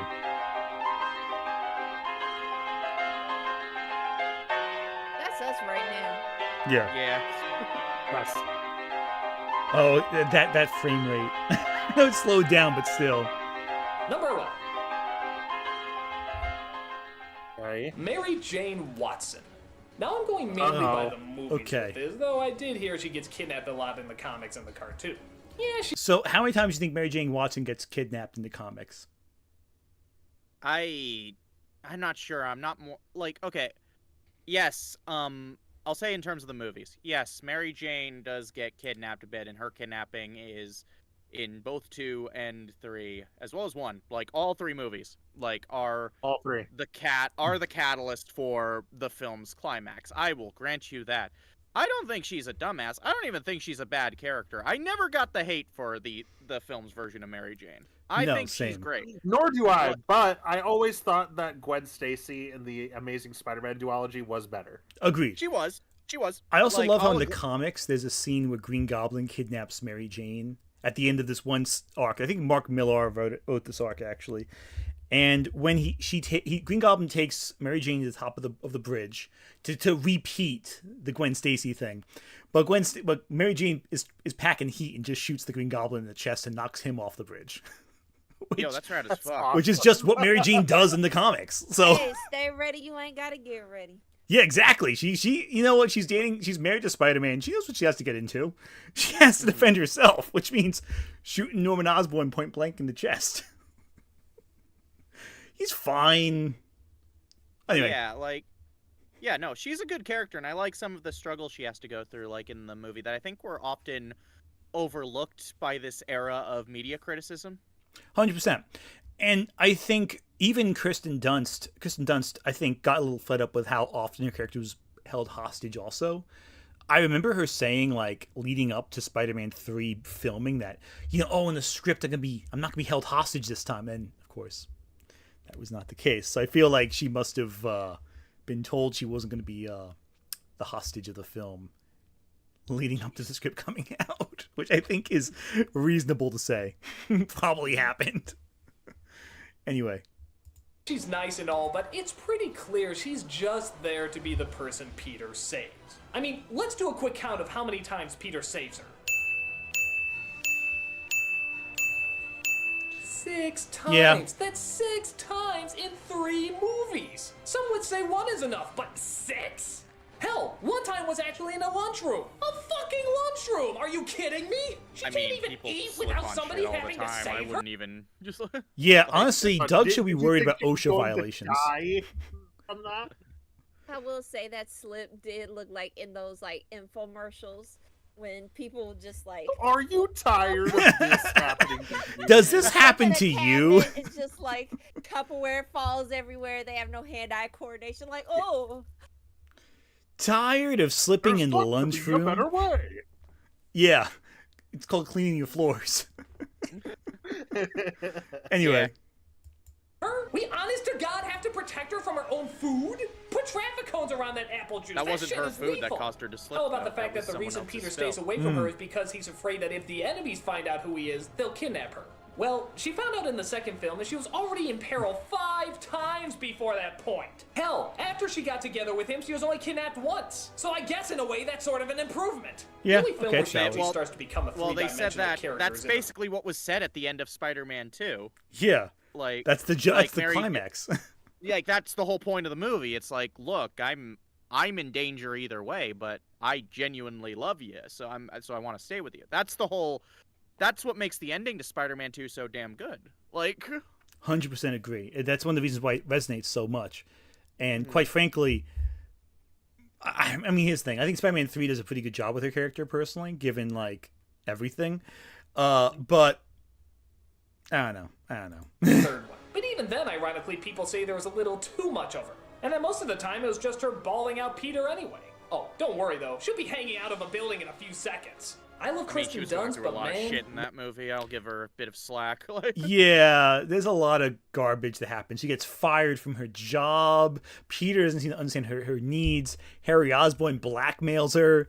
And then she gets And then beaten Peter up. literally slaps her Yeah, Yeah. in public, at her job. so hard that she falls to the ground. right. This is Yeah. a character.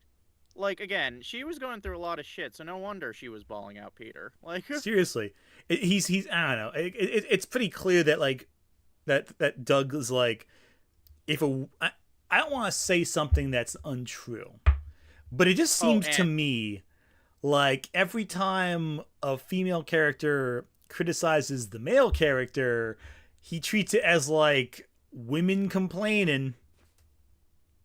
She's balling him out. women be shopping, and all Women- that. Women be shot. Yeah, exactly. And someone's asking if we can increase the font size for the Oh, subtitles. yeah, no. Oh, that's much more Yeah, than I expected. I'm sorry. I thought it was supposed to be higher. Yeah, I guess it reset for some reason. Huh. Yeah, that is weird. Okay, cool. There you go. Sorry about that. That is weird. Yeah, I wasn't paying attention to the font size. Very sorry about that. All right, cool. Mary Jane is a Mary Payne. Some dream, huh? Nice one, bro. You got the entire squad laughing. Number 10, Yeah, so funny.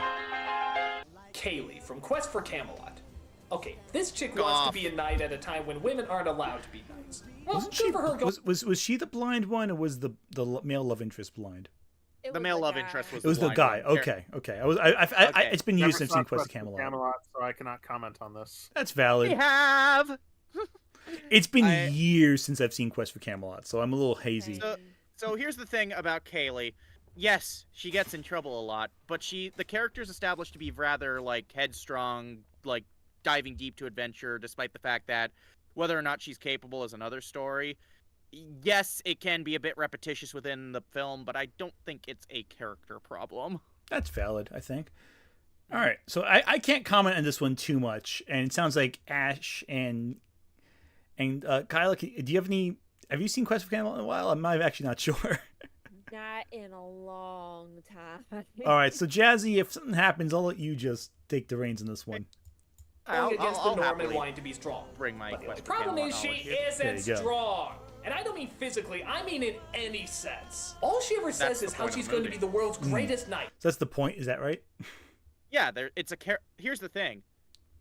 So, I'm not saying Quest for Camelot does this particularly great because it is a massively flawed movie, but there is an established character arc of Kaylee learning to be a better knight. There's a point in the movie where where Garrett, the blind guy, gets like wounded, and she kind of realizes, oh shit, my general attitude got him in trouble. It's like there's clearly an intention from the writers to make it that this character's starting off kind of dense, not understanding what it means to be a knight, but then figures it out over time. It's a very basic ass character arc that can be perfectly understood by children. Like, Exactly. I mean, I remember kids loving this movie when I was growing up, but again, I haven't Right, seen it in right. years. I can't speak to that.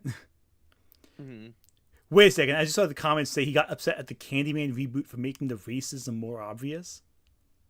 Oh jeez. Oh, well, never mind. That makes total Did sense. he not watch the first Candyman? Right?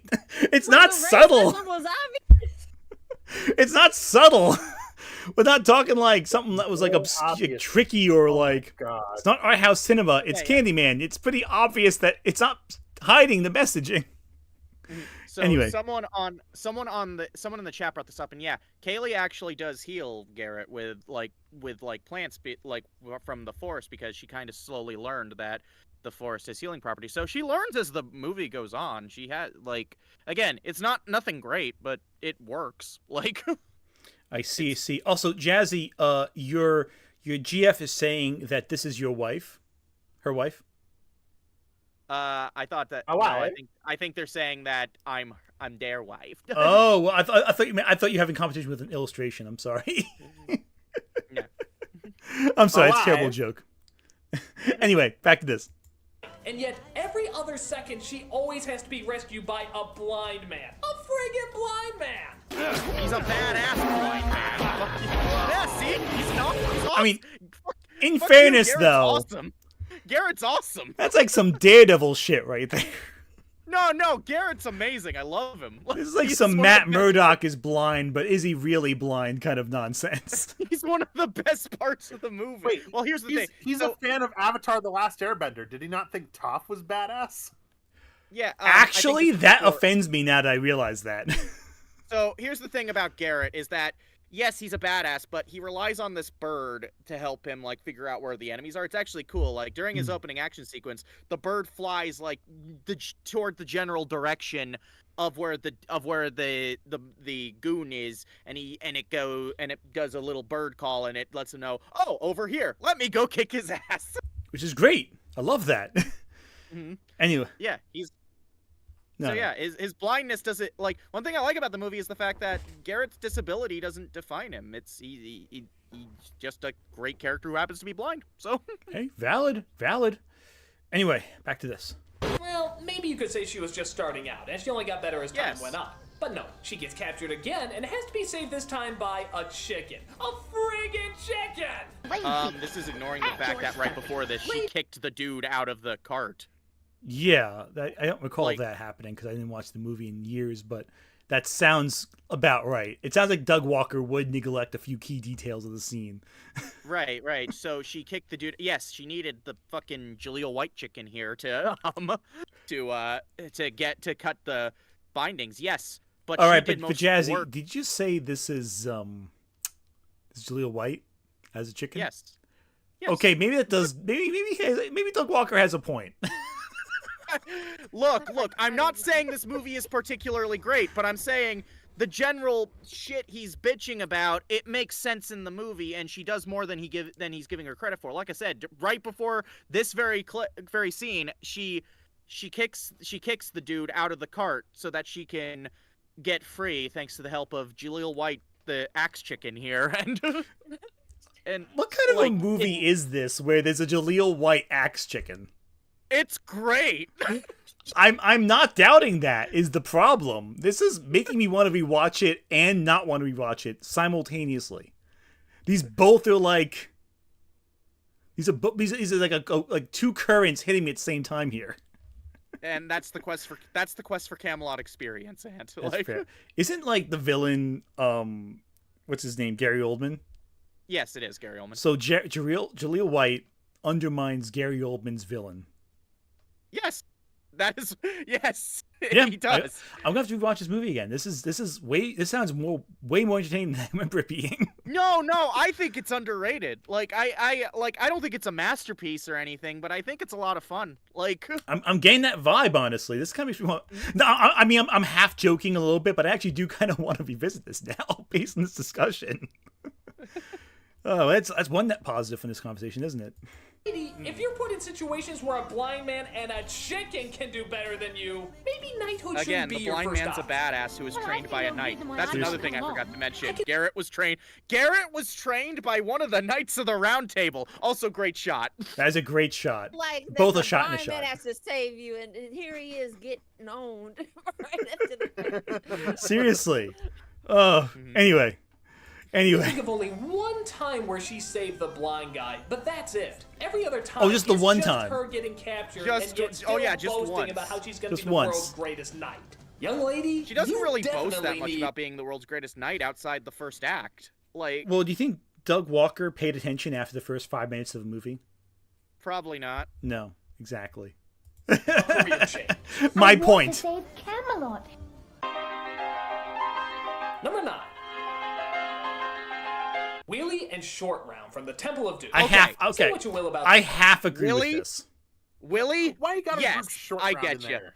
Short What round are you did not doing? deserve What this. are you? Short round did nothing wrong. Fuck you. Short round's good. Like, Will look, I'll agree that Willie is a terrible character and I hated her, but why you gotta group in short round? Willie actually ruins Temple of Doom for me. I can't enjoy it because she annoys me too much. Die!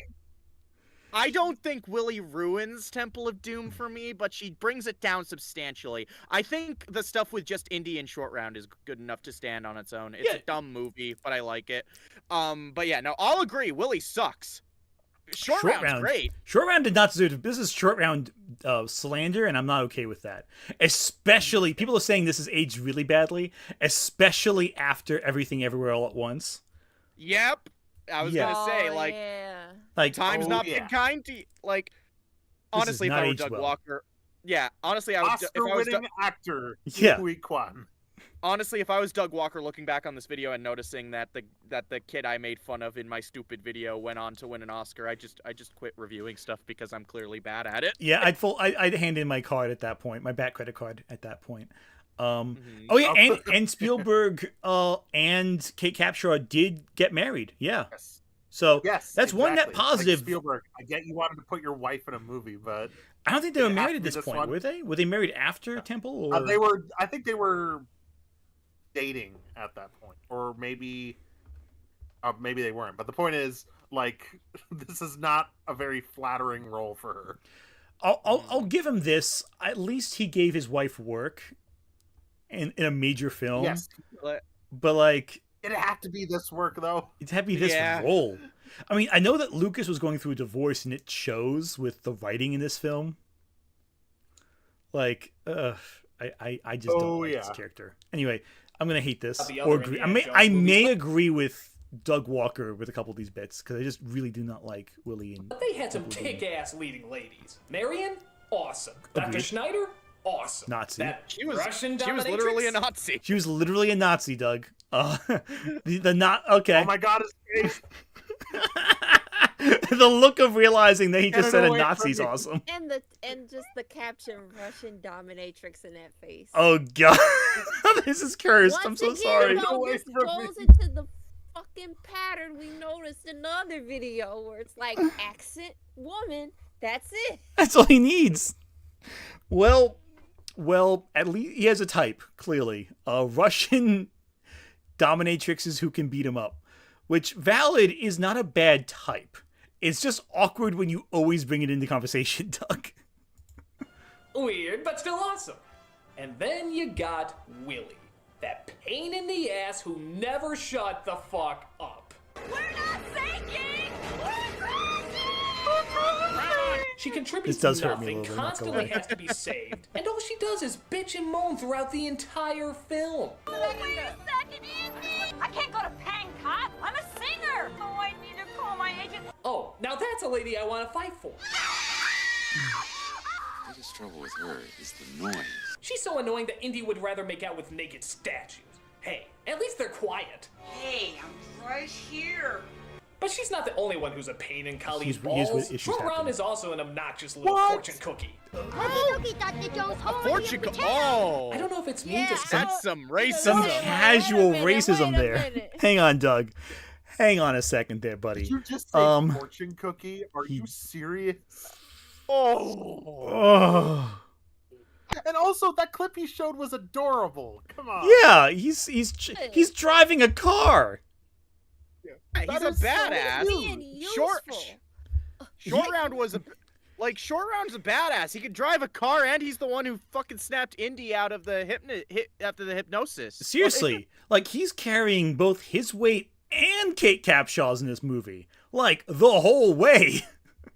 That is Okay, awful. Dr. Jones, hold on to your potatoes. He's great. He's great. He's in it. wonderful. And like, No, and no, I, so- and I know we're like in hindsight, also we like him more because his actor's journey in life, which that does help and it does change the context a lot. Like I've always liked Short Round, and I bet you guys have too. I always enjoyed Short Round. I never Yeah, understood people disliking Short Round. Like that just never made Kate Capshaw's character. Yes, that's not great, but like So- she knows the heck out of me. But Short Round, I always enjoyed in the movies. So the thing I liked about Short Round is, so a fun fact about me. While nowadays I'd say Last Crusade is my favorite Indiana Jones movie, back when I was a kid, Temple of Doom was my favorite. One, because it was dark, twisted, and fucked up, and I liked that shit. But two, I liked seeing as a kid whose imaginations ran wild and liked the idea of going on big adventures. I saw a bit of myself in Short Round, That's valid. Just this kid who wanted to go on adventures with the cool badass Harrison Ford man, Well, that's the thing also, too. A lot back in the 80s, there was so many movies that were like the adventure film where the kid goes on adventures. This is one of the few times where the kid went on an adventure and like actually did cool adventuring stuff, Like, he's driving a car. He's going into caverns. He's going on like that little rail chase thing. He's saving he's saving the hero. This hero has to be saved by him. Like, there was so many movies where it's like the kids gang up and have an adventure despite the adults saying them no. This is like the adults like, yeah, no, you're useful. Get over here. Yeah, do this. Do it and do it well. right. Oh, you're doing it well. Good job. It's like it's right. fun. It was pretty cool to have a kid who was like kind of on a similar level to Indiana Jones, honestly, in terms of badassery. So Yeah, 100%.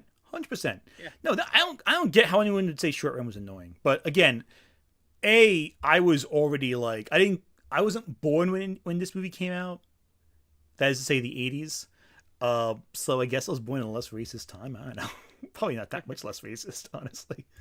Say or not, but his accent drives me nuts. Oh God, that's why. That's why. Okay, so the Russian and the German accents are okay. but The Chinese that accent. yeah, the Chinese accent get okay. All right, wait a minute. Okay, Isn't also he give him the benefit of the Vietnamese? doubt, but like, no, he just squandered that one. Also, here's my question. This is about dumbasses in distress, which are characters that are falling obviously under damsel in distress tropes that are constantly in need of rescue. So with that logic in mind, I totally get why Willie's on this list. Yeah. How the fuck is Short Round on this list? He didn't really need to get rescued that much. Like, Did he and even? anytime- When did he get? I Now don't remember him getting now rescued. he's just talking about characters that annoyed him. Right. I don't think there was a moment where he got captured, and if there was, well, he's a fucking kid. Like, give out him some slack. Like, Yeah, seriously, this is just like characters you don't like, Doug, and I'm a little concerned as to why you're making fun of the young Chinese kid for having a Chinese accent. Isn't he Vietnamese? Oh, he's Vietnamese? Oh, he's Vietnamese. I think he's Vietnamese. Oh, is Short Round's character Chinese or? Wait, hold on. I think he's Chinese. He's I think, Chinese. I think the character's Chinese, but the actor's Vietnamese.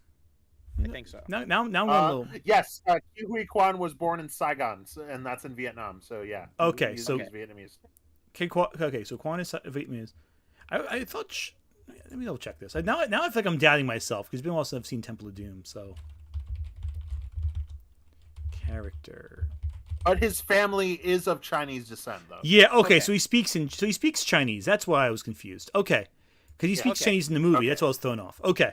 Because I did watch this with my roommate in college who was from China, and he was like making fun of all the inaccuracies that he picked up on, but that makes a lot more sense now. Anyway. Okay. Okay. So sorry for the confusion there. There you go. Back. It's not the accent, it's the fact that he screams every line with that accent. Every line. He talks normally. God, shut Damn. up! Did you know that children scream during intense moments? Do you know children scream when they're in distress? Doug? Yeah, he's Doug? less annoying than you, Doug. Honestly, considering Doug Walker screams so much in every one of his videos that like he should find a kindred spirit in Short Round. You are not one to talk, Doug. Anyway. Jesus. I could watch that scene where he gets smacked like a bajillion times. Why? Joy. I also love that scene where So Doug Walker is now pro child abuse. Apparently, he has just come out with his new statement, advocating the strong pro child abuse stance. And oh god, this video is way worse than I remember it being.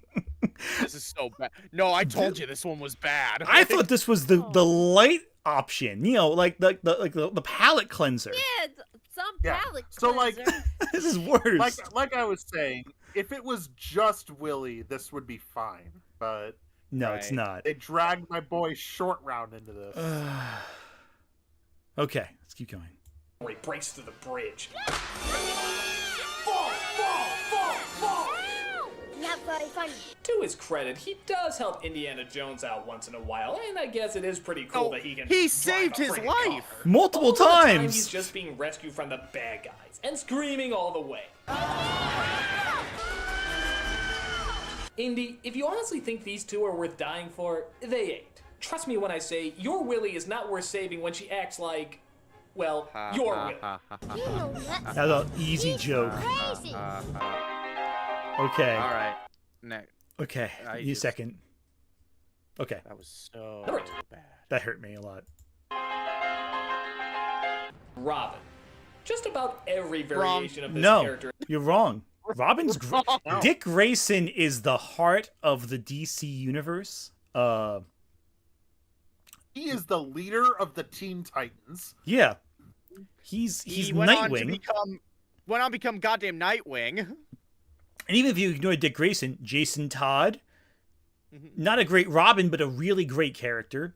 Tim Drake figured out who Batman was and volunteered to become Robin because, as he put it, Batman needs a Robin to anchor him to some form of sanity. And Damian Wayne is just Damian Wayne.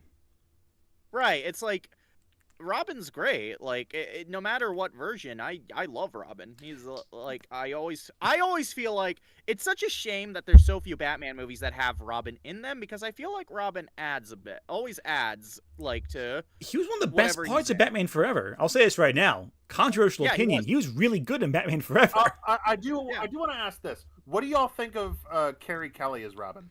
I think Carrie Kelly's great. Yeah, same. I also think Stephanie I do Brown too. is a I like great Carrie character, but unfortunately her Robin era was depressing. Mm-hmm. There's a few other Robins too, but I think Carrie Kelly and Stephanie Brown are overlooked as Robin. And Stephanie Brown, I just feel really bad for because they really just horrible to that character. But Carrie Kelly I like. Yeah. Anyway. Has him as the whining little decoy. I mean, just look at what he's wearing. Batman is dressed in black so he can blend into the shadow. He wears the mask so he can strike fear into the heart of his enemies. Robin just looks like a bullseye. He seems to just scream, "Hit me!" Everybody knows it and everybody makes fun of it. Even Tiny Toons. Someone I can train. Someone who can wear a bright red uniform and draw all the fire attention. So what do you say, decoy, the pig hostage? I mean, I don't think the duck was supposed to be the good person you're supposed to listen to in this scene, Doug. Also, I love how he's just ripping his jokes from Tiny Toons and he assumes that everyone agrees with that. Right, you found one clip from Tiny Toons where the character saying this shit is clearly the asshole. Like, yeah. And like Robin was made originally because parents thought that Batman was like too dark. And then parents hated Robin because they thought that made Batman gay. Which is can't fucking win. You just can't win. You can't win. $10 says there's a joke about that. $10 says there's a joke. I will Venmo you if you are correct.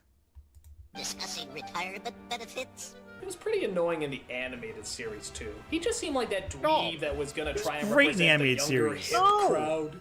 No problemo, Batman. Yeah. Remember how many times you said that growing up? Don't look at me. Yeah, it was I one love Greek scene in one episode where he Yeah. said no problemo. I don't think he said it more than that. I think it might be the only time he says it. Maybe twice at most. Anyway. Remember? Surprisingly, the character was a little more badass when they switched him to the younger kid. You But mean even then, Tim he had his Drake? fair share of hostage situations. Tim too. Drake. Actually, Oh, wait. So he's making fun of the scene in Batman Beyond when he's brainwashed through Tim Drake torture. is the Joker. Where he's like tortured into insanity. That's funny. That's so funny. And the Joker literally put like a chip of his DNA into his brain so that he could turn Tim Drake into a clone of himself.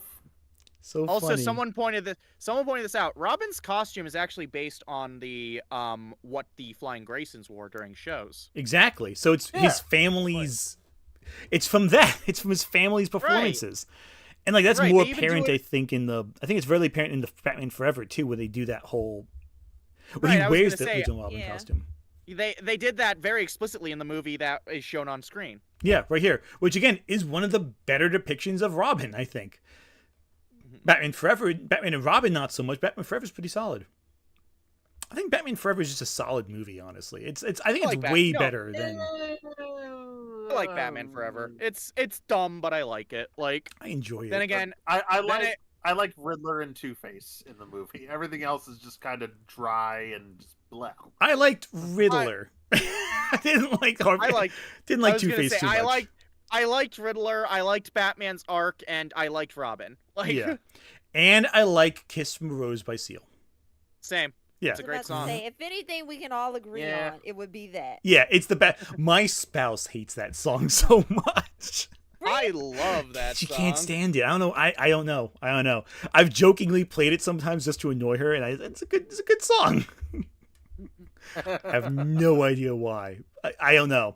She's like I can't stand that song. Like, why?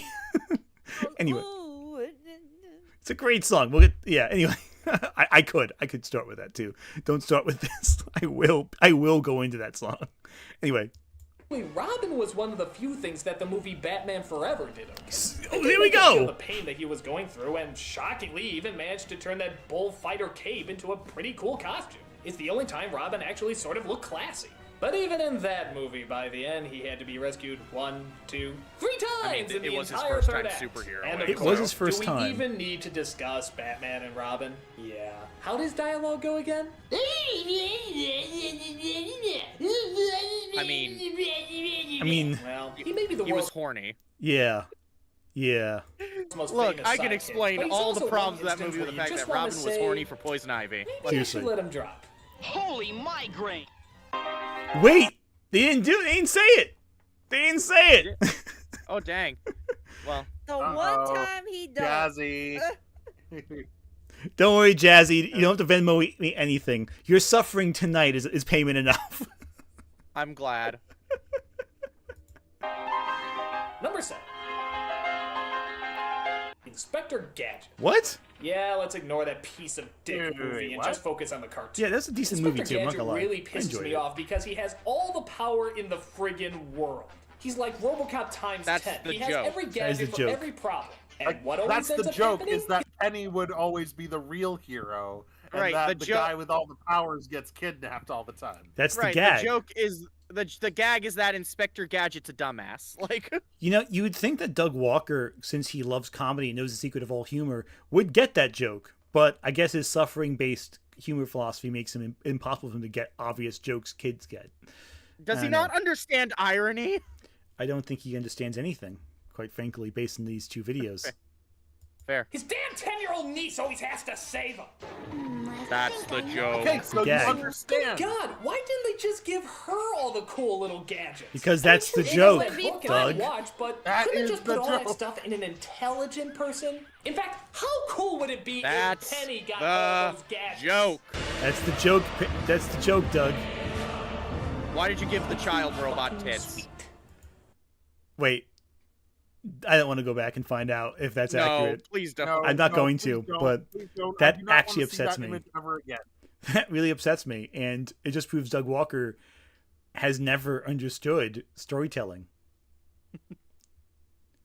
Doesn't understand anything. He has no clue about what he's talking This about. is the guy who made To Boldly Flee. Of course he doesn't understand that.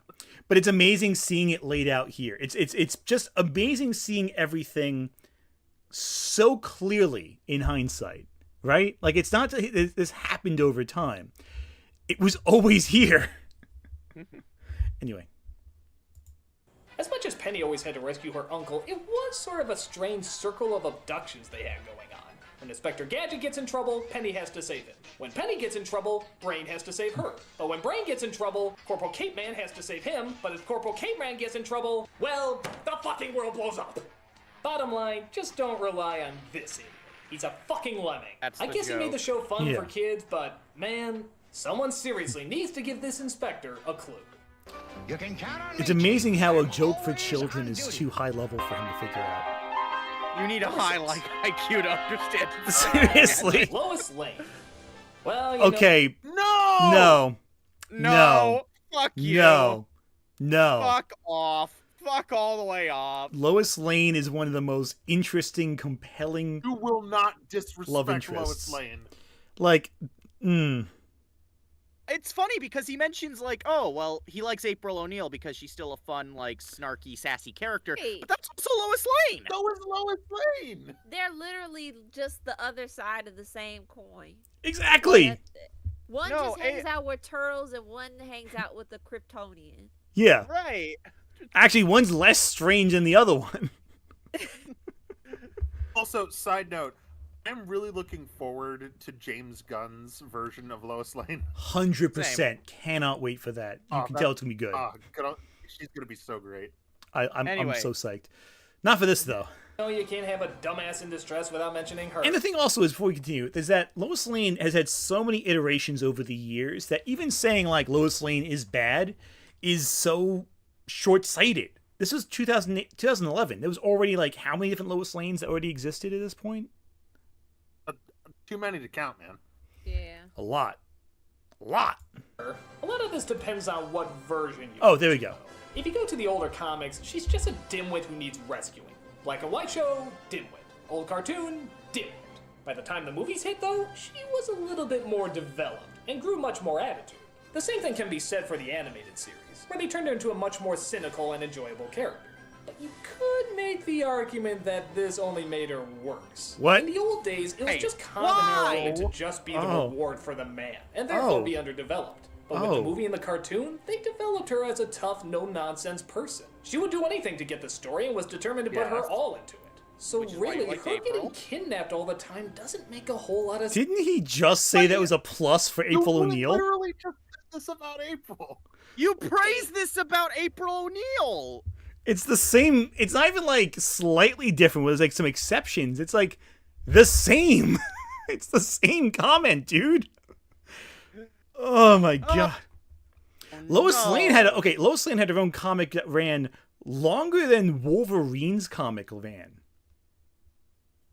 Just pointing it out there. Excuse me. I guess the idea is that she's way in over her head, but they establish that she can be really smart. And a smart person wouldn't constantly need someone to save her. Yeah, and as the comments are pointing out, Lois Lane was always this way. In the old Golden Age comic, she was making fun of Clark. Constantly. This isn't new. It's just how she always was. Yeah, like, I don't think Doug understands that you can both be smart and get into trouble. Like, especially when you're dealing with like terrorists, aliens, and monsters. Right.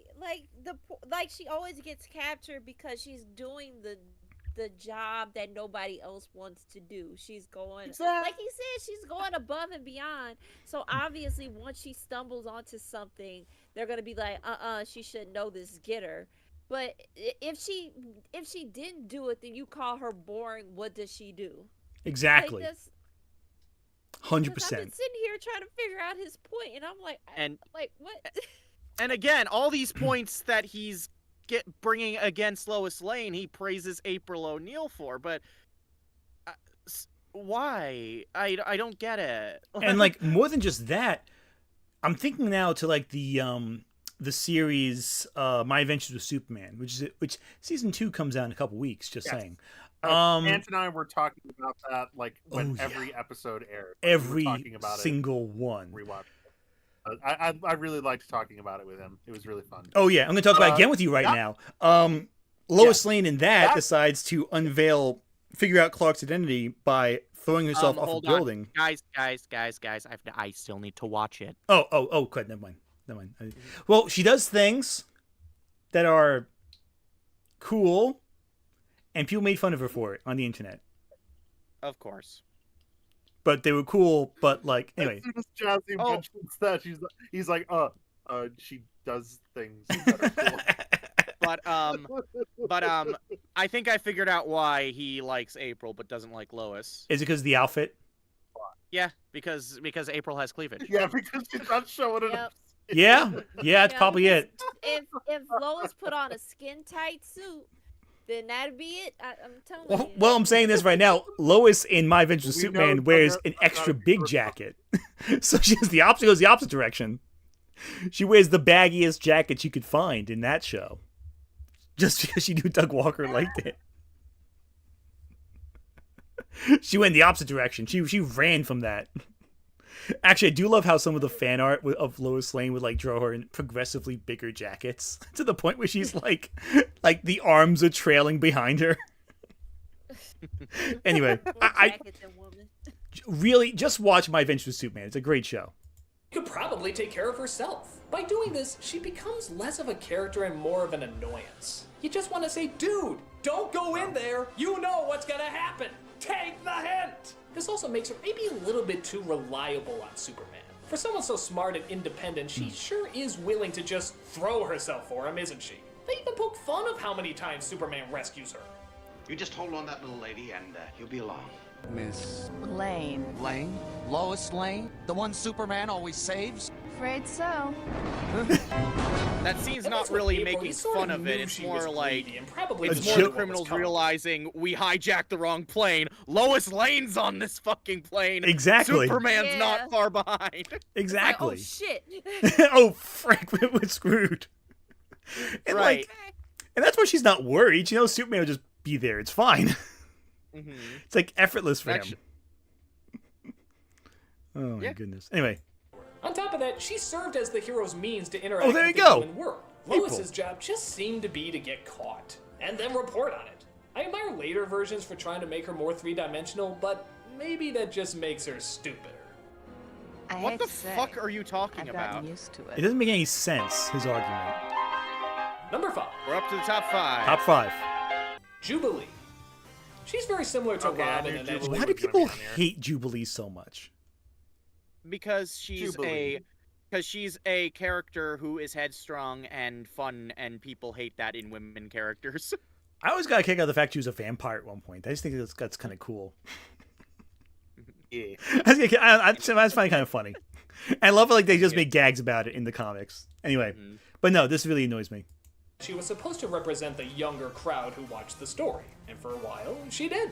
In the first few episodes, she actually does have some real good lines. Get down. I don't have a whole lot of choice. I mean, sure, she got caught a lot, but she was starting out, too. But by the time the first season went by, not only was she getting caught a lot, but she was a whiner. Are you blind? Is this gonna take long? What is your problem? He's on our side! With Robin, you sort of knew he was dead on arrival. You know he's never gonna connect with the younger crowd dressed like that. And plus, a grown man hanging out with a little kid. Kinda creepy. But Jubilee... Oh, there you go. Okay, there we go. I'll give it to you. I'll give it to you. And on top of that, it was a group of rebels, which every kid loved. He couldn't resist. He couldn't resist. What? What? Auntie, you gotta pay up now. I know I will. After this. I'll pay up after this. Yeah, I was gonna say after the stream when we can. Yeah, no. I'll John, send you don't away. forget that you also owe me money. Oh my goodness. Anyway. That's why it really sucks that she became such a third wheel. We wanted to feel like that kid who was part of the team, but she mostly just complained until somebody would come along and save her. And we didn't want that representing us. We wanted to fight right alongside them, not be saved all the time. Please tell me, Doug, how you, as a cis hetero man, feel underrepresented. After X-Men 97, this has aged horribly. This component of tell me about how it aged horribly. But I mean, it's aged horribly also by just watching X-Men for past the end of season 1, but X-Men 97, there's a whole episode just about Jubilee kicking ass, and it's just like, great. Awesome.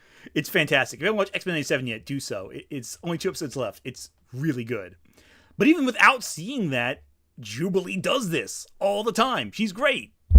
Anyway. I don't recall her being too much better in the comics, but at least she did have a few more kick-ass scenes. In the show, however, her power is about as effective as... a spray Yeah. What else can you say but...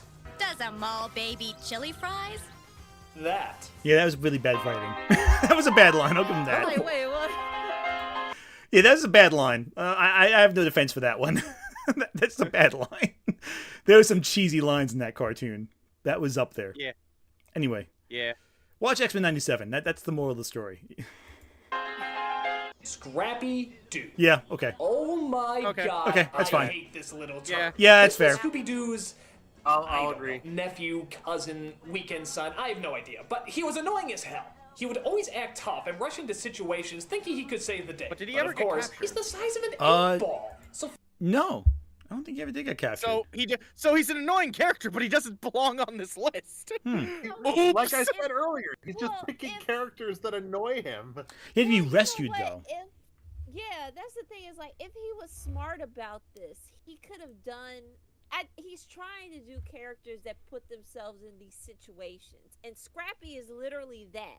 But because of everybody else that he's done in this list, it doesn't make sense. It's not cohesive. Exactly. And yeah. Scrappy was always like, I can take care of this.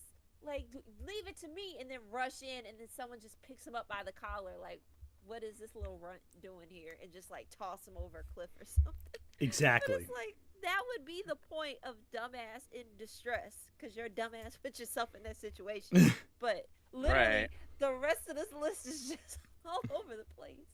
Like.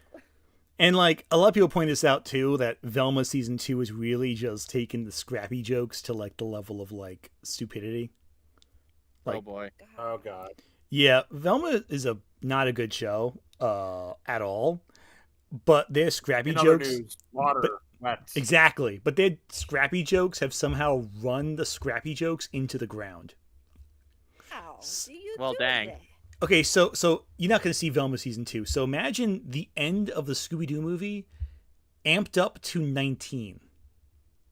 Oh jeez. I'll spoil it. I don't give a crap. No one's gonna watch Velma. If you have watched Velma season 2, you're the reason why we're getting season 3. I would say if you watch Velma season 2 unironically, you should feel bad. Yeah, I didn't watch it. Someone told me how it ended because I wouldn't. Yeah, exactly. I didn't even bother hate watching Velma season 2 because it's no. So it turns out that the whole series is a series of like these murder mysteries, whatever, and the culprit is Scrappy Doo. Scrappy Doo's behind all of it. And he's a government experimented mutant dog who gets killed because he kills Velma, and Velma's ghost comes back from the grave to basically Cenobite chest burst out of his chest as a ghost. Fascinating. Anyway, can we move on? I don't want to talk about Velma. No, agreed. That's worse than Nostalgia Critic. Physical violence is probably not going to help you here. Let me at him! Let me at him! Naturally, Shaggy and Scooby had to go in and rescue him every time he'd throw himself into peril. Yeah, you're making these guys look brave.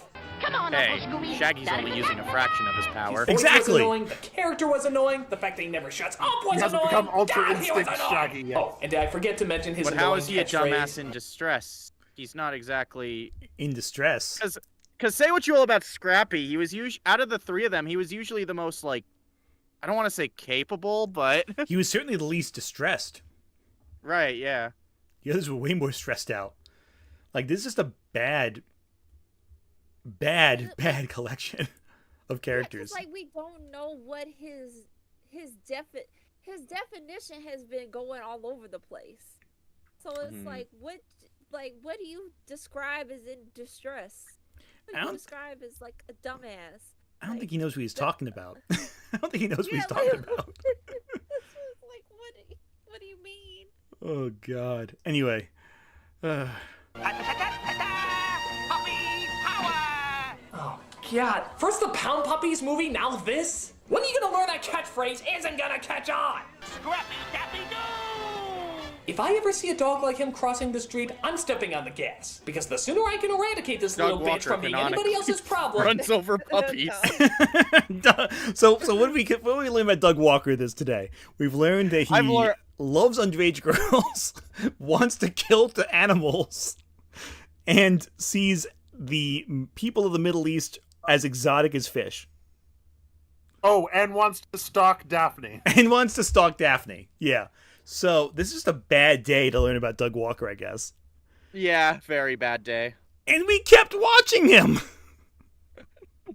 That's the point I find. We are still. Also, we still have one video to go after this. Also, if we I can know manage this is that. I don't know if we can manage another video after this. This might be it for me. Yeah, I don't think I can do another one after this. I think I overestimated how strong we were. But I want to say, I know this is a nitpick among all the other problems, but I noticed the Boomerang logo when it comes to this footage. Doug, these episodes were available on DVD. Why didn't you get the DVD and so you have a watermark-free bit of source footage? What is wrong with you? I like that though. Like it has a weird nostalgic vibe to it. I guess. I'm very nitpicky as an editor, so it reminds me of a time when Warner Brothers just aired their shows on TV and didn't just hide them behind a paywall or behind the vault for tax reasons. Okay, you know what? Fair. Never mind. My complaints redacted. There we go. The better. I'm Scrappy Doo!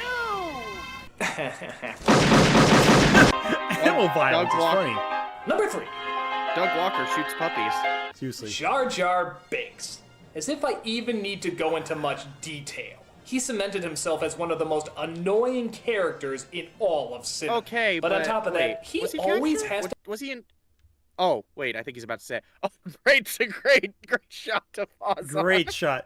Also, again, this is coming off of my Star Wars video, so I do have a little bit of a bias here, but, like, it kind of sucks thinking about, like, Ahmed Best and all, like, the harassment he went through. Like, it kind of tints any, like, I don't like Jar Jar Binks as a character, but, like, every time...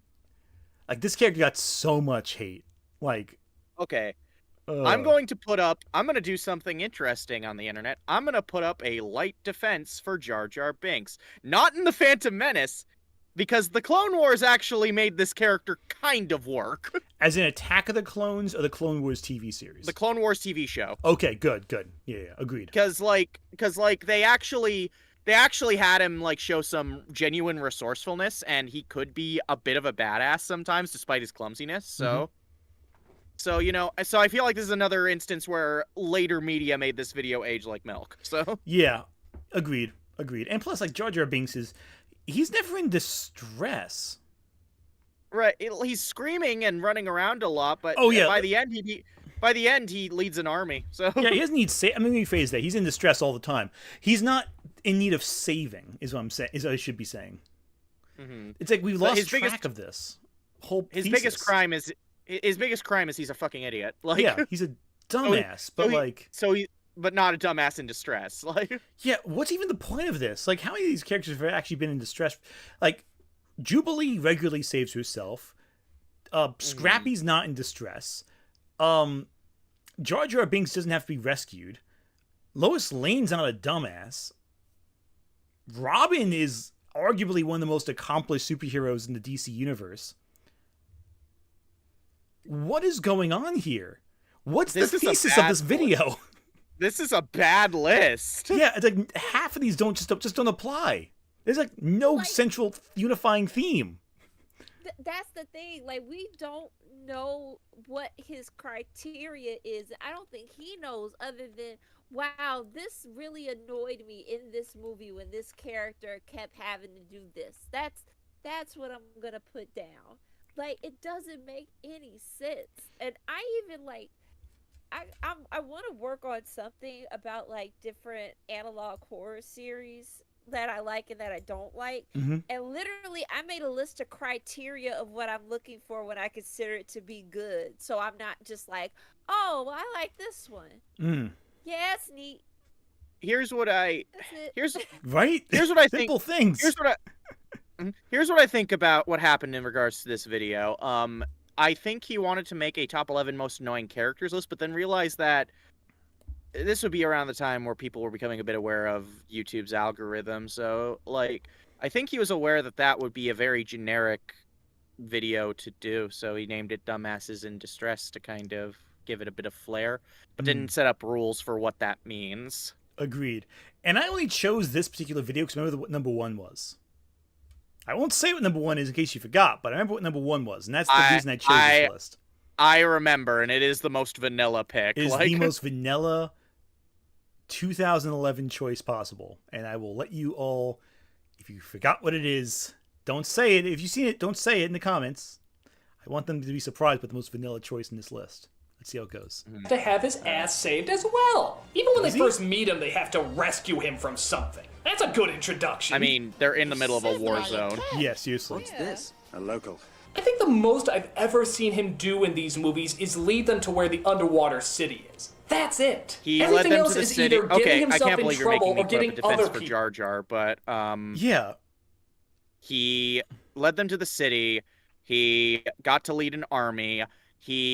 When they needed like a senator to come in, and I think he even mentions this if I remember correctly. I think he mentions it. Yeah. And this is a bad. This was a bad choice in the long term, but this was important for the for the movie it was in. But he did like put in the vote for like the Army of the Republic. So seriously, and like he leads the army at the end of the movie. Yeah, he's showing clips of it. Also, I know this was after this video, but I should also mention that in Clone Wars, he managed to piss off Grievous so much to the point where he was defeated. Honestly, though, that's a victory in my book. Anyway. Yeah. People in trouble. And then somehow this guy actually gets a position of government. That makes sense. sense. I guess actually. that makes sense. Yeah, saying nothing but garbage, being terrified of people, and yet never listening to what they have to say. Yeah, that adds up. And I guess I'll point out what Did Doug Walker make a funny joke just now? Damn. Wow. It's a Christmas miracle. One joke that was kind of like a smirk. in 2 videos. Okay. Everyone else has as well. Good track record. If Jar Jar was never put in power, then the Emperor never would have made his clone army, and everything wouldn't have gone to shit. Wait. So no, he had the army. They would have been able to commission the army. Right. The army was already commissioned. It was just now they needed a vote to mobilize the army. So there might have, even without Jar Jar, there might have been a political workaround to get the army out, even if it didn't happen right away. The whole thing was that they needed the army right away so that they could go save Obi-Wan. So yeah, exactly. And I want to point out that I fucking hate Attack of the Clones, and even I understand it. Attack of the Clones is my least favorite Star Wars film by a very large margin. Same. Anyway. Oh, yeah. Everything that goes wrong in the following movies, you can totally blame on Jar Jar. Okay, this is actually a plot point in the expanded lore of Star Wars where the guilt of knowing he did this results in Jar Jar Binks becoming a homeless wreck who lives on the side of the street and entertains children as the only source of joy in his life. He basically becomes a clown. Sad. Yeah, it's That's really bleak. You can thank Chuck Wendig for that one. But still, really bleak. I thought I'd feel bad for Jar Jar. Like people always say, like with the Disney canon, like, oh no, Luke would never do that. No. The really tragic part is Jar Jar Binks' like heartbreaking arc, which they, I don't know. I think that's really depressing. It is. Anyway. Also, Jazzy, I sent you my pick for who I think number 1 is. I'm not going to confirm. Jazzy, I'm not going to confirm. You're not going to confirm that. Okay, nope. Fair enough. Tell me afterwards. I want to know I want to know if you're right. I'll mention. We'll mention if she's right when it's revealed. Like Ash. Okay. If you win. Okay. I'm kidding. What else do I even need to say about it? Send me His voice $10. sucks, the I'll give you character $10 sucks, if you're right. he can't take care of himself, and he doomed all the galaxy. I'm gonna lose like $100 by yeah. the time this is over. The ability to speak does not make you intelligent. All right, 2 left. Number 2. Yeah, that applies to Doug too. The ability to speak. Princess Peach. Sorry, what was it, Ash? No, Piss I was just off. saying the ability to speak does not make you intelligent. Applies to him. It does. That definitely does. It definitely does. Also, what the?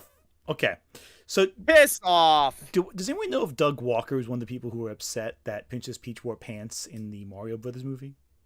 I don't know. I didn't bother looking it up. I don't care. I know Shad was, but that's not too shocking because it's Shad. Oh, I can't see the video. There we go. Oh, yes. there we go. So initial, all right. Oh, cool. Let's see what he has to say about Princess Peach. I could That's a punch character this model from broad in Melee, the I think. face. Really, I could. Yeah, it was. How many times has this whore been kidnapped? What? Haven't they upped the security yet so that it doesn't happen anymore? And every time it does happen, she just keeps her... Why are we calling Princess Peach a whore? What? There are so many things already. One, that's the point of the fucking game. Yeah, you gotta save her. Like that's right. Back before when it was Donkey Kong, before Mario just took all the thunder. Like that was the point, was just saving somebody from the giant monkey. Yeah, like first he was saving Pauline, now he's saving Princess Peach. And a lot of kids didn't even realize they were 2 different characters when they first played it. They had to like realize after the fact that, oh wait a second, that's not Peach, that's Pauline. Because they didn't develop any of these characters. They're just kind of like the spot that occupied like the I don't know, but that's a problem with older games and kids of the 80s, I guess. But still, why would we call her a whore? But like, okay, but she's not a dumbass. Like, no, she's just being captured by a giant monster. Right. Have you played any of the Paper Mario games? She's not a dumbass. Yeah. Super Mario RPG, like. Are you implying Doug Walker played good Mario games? But it's like, if anything, she is literally the original damsel in distress that he said he wanted to move away from. Exactly. Like, if you wanted to go bare bones, like, this is literally what you said you weren't going to do, and yet here she is. Exactly. What? And, like, she's one of the best fighters in Melee, I would say that. Well, like, not one of the best, but she's a really good fighter in Melee. Like, a solid choice. No, I've been in Smash tournaments where people were absolute badasses as Peach. So. Yeah, Peach is great. So, why do I feel like he's going to make fun of Princess Peach in Smash? Pretty little smile. Tee, fuck Fuck you, bitch. I'm risking my She's life for you for the 20 optimistic. fucking Whoa! times. And don't you dare Wow. insult me by Calm saying you're gonna down, bake me a geez. cake. No. You give me a position of power, you fucking bimbo. I know more about this kingdom than you do. You see, I've been He's through it like really a upset by million that. times. You came and stand. Someone lost a lot in Mario, I feel like. Look, Someone had trouble someone with was not Super good Mario, at Super Mario. Mario World, I'm just saying. no, someone had a really bad round of like fucking Kaizo Mario or something. I don't think he got that far. Oh my goodness. He is so upset. He is so upset. Oh, okay. This is some rage. This is some pent up 8-year-old rage from losing Mario too many There times. long enough to remember what it's called. I'm running the show now, Peach. I'm running the show. I don't know. I think it's just the attitude. The fact that she has no problem that you have to save her all the time. It just never seems to faze her. She never seems to feel bad. I mean, aside from the Listen to this fact that note that they usually anytime she's captured, she screams in distress, but you know. Yeah. It's the idea that she should feel bad about being captured. She should feel guilty about it. Well, okay, so the reason why she's captured is because Bowser, the villain, wants power. Princess Peach is the highest authority in the Mushroom Kingdom. Kidnap the princess, you get the power. Exactly. And like, this is such an easy way you can make jokes about Princess Peach. It is very silly how she's always the one who's captured, how that structure continues. You can make jokes about that, and they could be funny. The problem is the jokes he's making, there's like this anger to them that's like bizarre. Like, he wasn't this angry with the other characters. Like, he's like particularly upset by this. Doug, which high-pitched blonde woman hurt you in your life? Right? It feels that way. Like, this feels personal. This doesn't just feel like a minor, like, squabble. Like, he feels like actually angry. Because like he's saying like she has no remorse, and looking like at the image he has on the screen of like the pixelated artwork where you can't even see any of their faces. Like, I don't know if she's happy, sad, mad, distressed, constipated, This is whatever.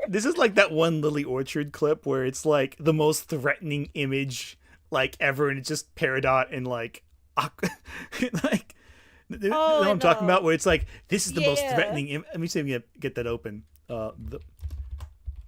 Yeah, it's Peridot and Lapis. Yeah, right. It's just like them, like with like an arm, like a hand on her shoulder, some stuff like that. I can't find it quick enough, but it's dumb. That's what go. Anyway, so no, it just feels personal. It feels really personal to him. Anyway, Have in the Mario Brothers Wii game. Dear Mario, because of my most recent kidnapping. Recent kidnapping? That's the joke, Doug. This is just another day at the See, store. for later you? Mario games kind of became more aware of the fact that this is a regular occurrence, so they kind of have fun with it. seriously, it's so goofy. It's so goofy. Like, Doug, they're trying to be funny. You are allegedly a comedian. This is, you would think you would get You humor. should know this. Right. Apparently not. I'm glad, yeah. In the words of H. Bomber Guy, I'm glad Wikipedia tells me he's a comedian. Otherwise, I wouldn't have noticed. Seriously. Like, there's no jokes here. It's really depressing.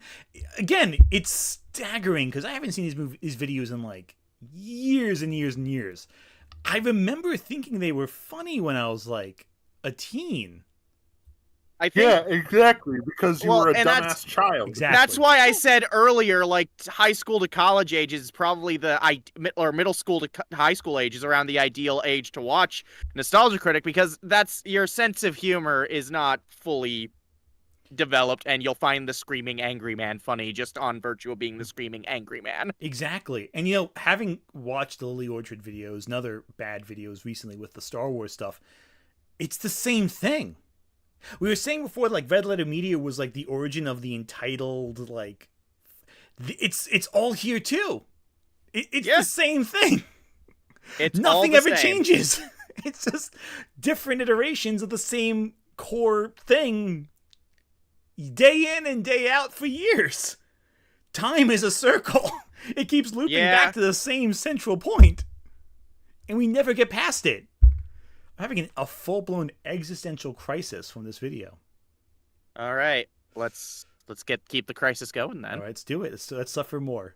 faze you anymore. You go out there and risk your life, whore. It ain't easy. The other thing that annoys me is just that she never does anything. She just smiles and gets caught. Oh, you just showed footage. You showed a There was Mario 2 where she could friggin' fly in the air. right? That was really cool. It was but cool. Guess what? That was a dream. Okay, it never happened. That's fair, actually. So that literally means she has contributed nothing. You know what? Okay, I'll give him that. That's a fair point. That's a fair argument. Any of the Mario yeah. games. Okay, you got Smash Brothers and Mario Party and so forth, but come on, they're just go-karting and playing games. Hell, she uses a frying pan how about the as Paper a Mario weapon. games? Yeah, Paper Mario. You're not mentioning the fucking RPGs where Peach is like the best part of the RPGs most of the time, aside from maybe Bowser. Like, well, Jazzy, that's because he doesn't play those games. Also, how many times has he called her a whore in the last minute?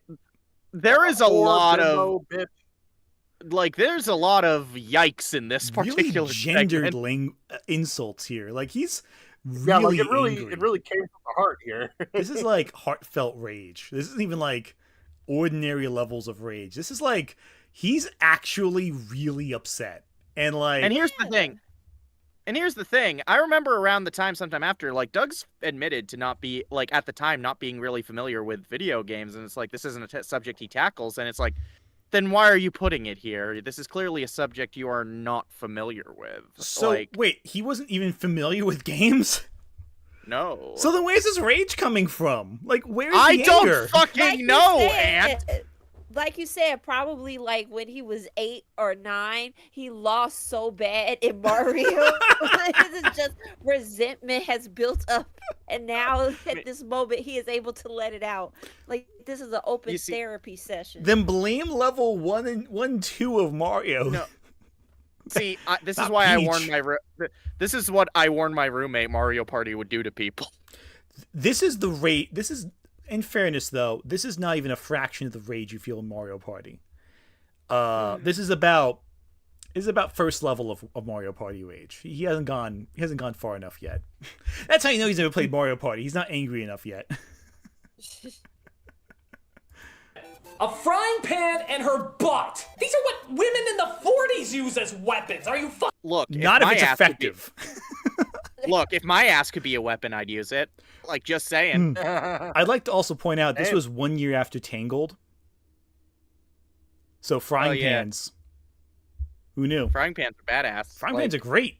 Best weapon in any Disney film. Mm-hmm. Fucking serious? Next you'll be telling me her main weapon in a game is crying. Easy joke. Very easy joke. Also, Super Princess Peach is great. It's a great game. Yeah, agreed. It's a really fantastic. I like the new Princess Peach game where her whole power is dressing up in cool costumes and just being cool. It's a fun game. I like it. I hate you. I know. I feel your pain. Princess I Peach. feel your If you hatred. still want to save her after all this, well, you'll have plenty of opportunities. Now I know what you're thinking. How can I possibly top Princess Peach, one of the most famous damsels in distress of all time? Well, believe it or not, there is actually... How indeed. Yeah. Like, okay, like I said. Yeah. I told Jazzy my guess because, like I said, I have never seen this video before. Mm-hmm. And I think I'm right. Okay. I'm pretty you sure know what? I'm right. Now's the time to say it. For Kyla, Okay. Jazzy, Kyla, you haven't seen this before, right? Nope. Okay. Who do you both think it is? Do not look at the comments. They may have spoiled it. I'm not looking at the comments.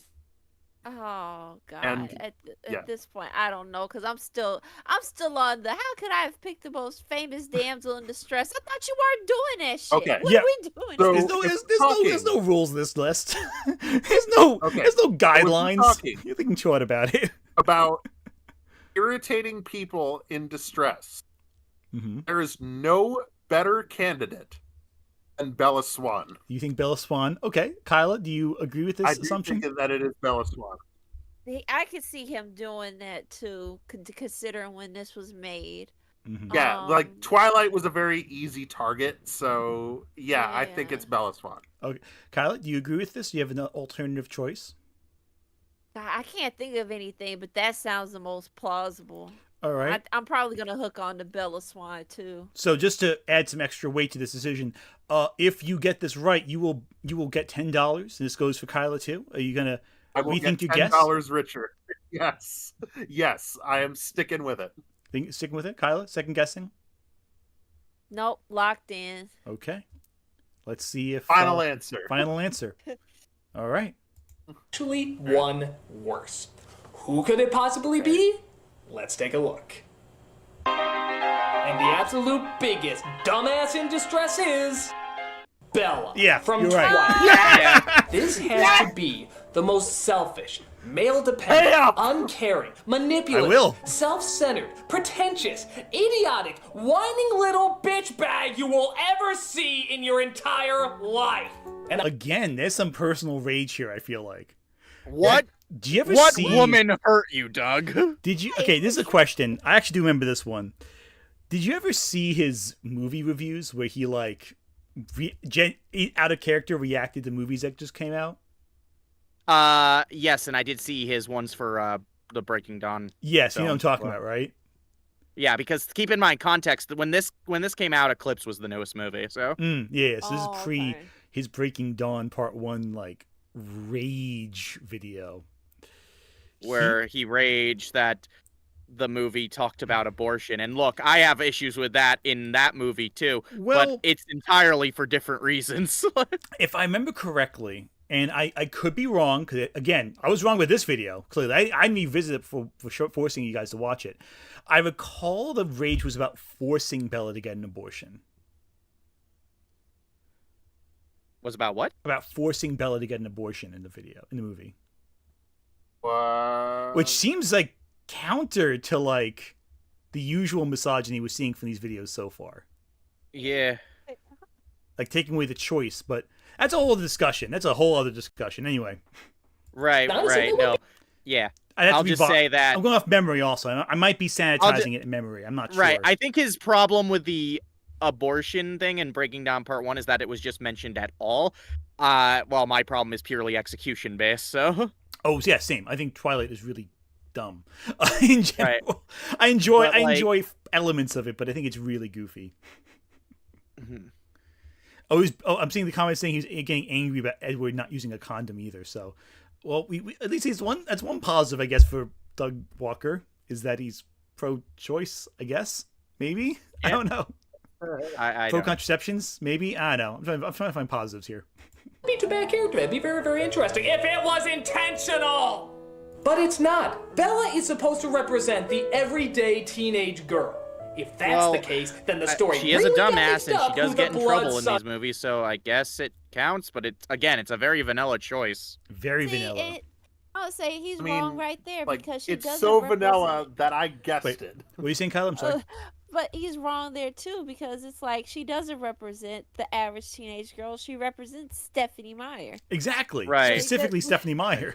Right. See, here's the thing. Is an average girl that no one understands. So I think Doug might have written this part initially to point out that she's a stand-in for the author, but then realized that might have hit too close to home. So.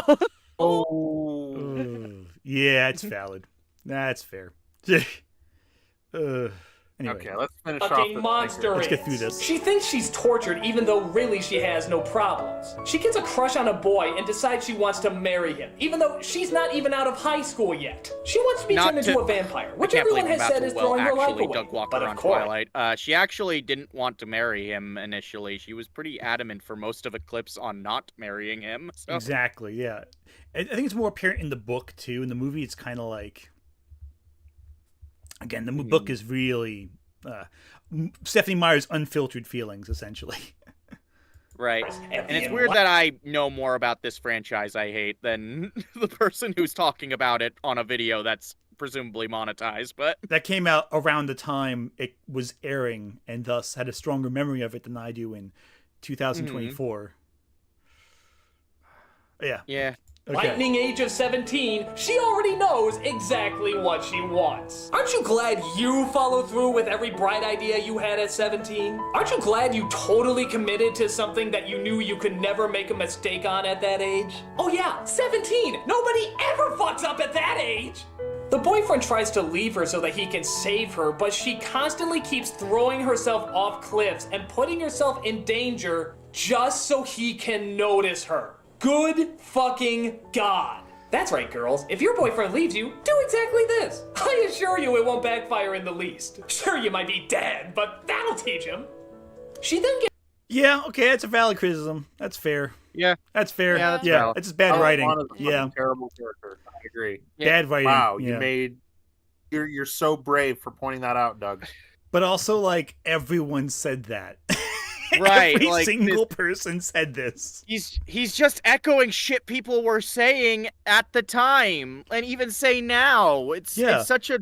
This is the lowest hanging fruit. No, it's such a mundane point even for the time. What were you saying, Kyla? Sorry. I was gonna say, and you know, one thing too, because I'm going back, because I used to love these books. I was a hormonal teenager, you know. Mm-hmm. But going back, I do remember, like, at least Jacob was like, "What are you doing, you dummy?" Right? You keep doing, like, what is wrong with you? So she did get called out for it in the books.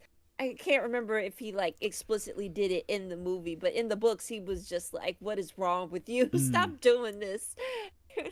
Yeah, I think the movies toned down a lot of the critical elements, but they also cut out a lot of the books. Like, the book, mainly because most of the book is fluff. Like, a lot of it is just, like, I remember in the book, there were, like, a whole, like, 10-page section of, like, each month that, like, Edward wasn't around, just in the sole center of the page. Like, it was like like August turned the page, September. Yeah, which is the most melodramatic bullshit. I love it, though, but it's such bullshit.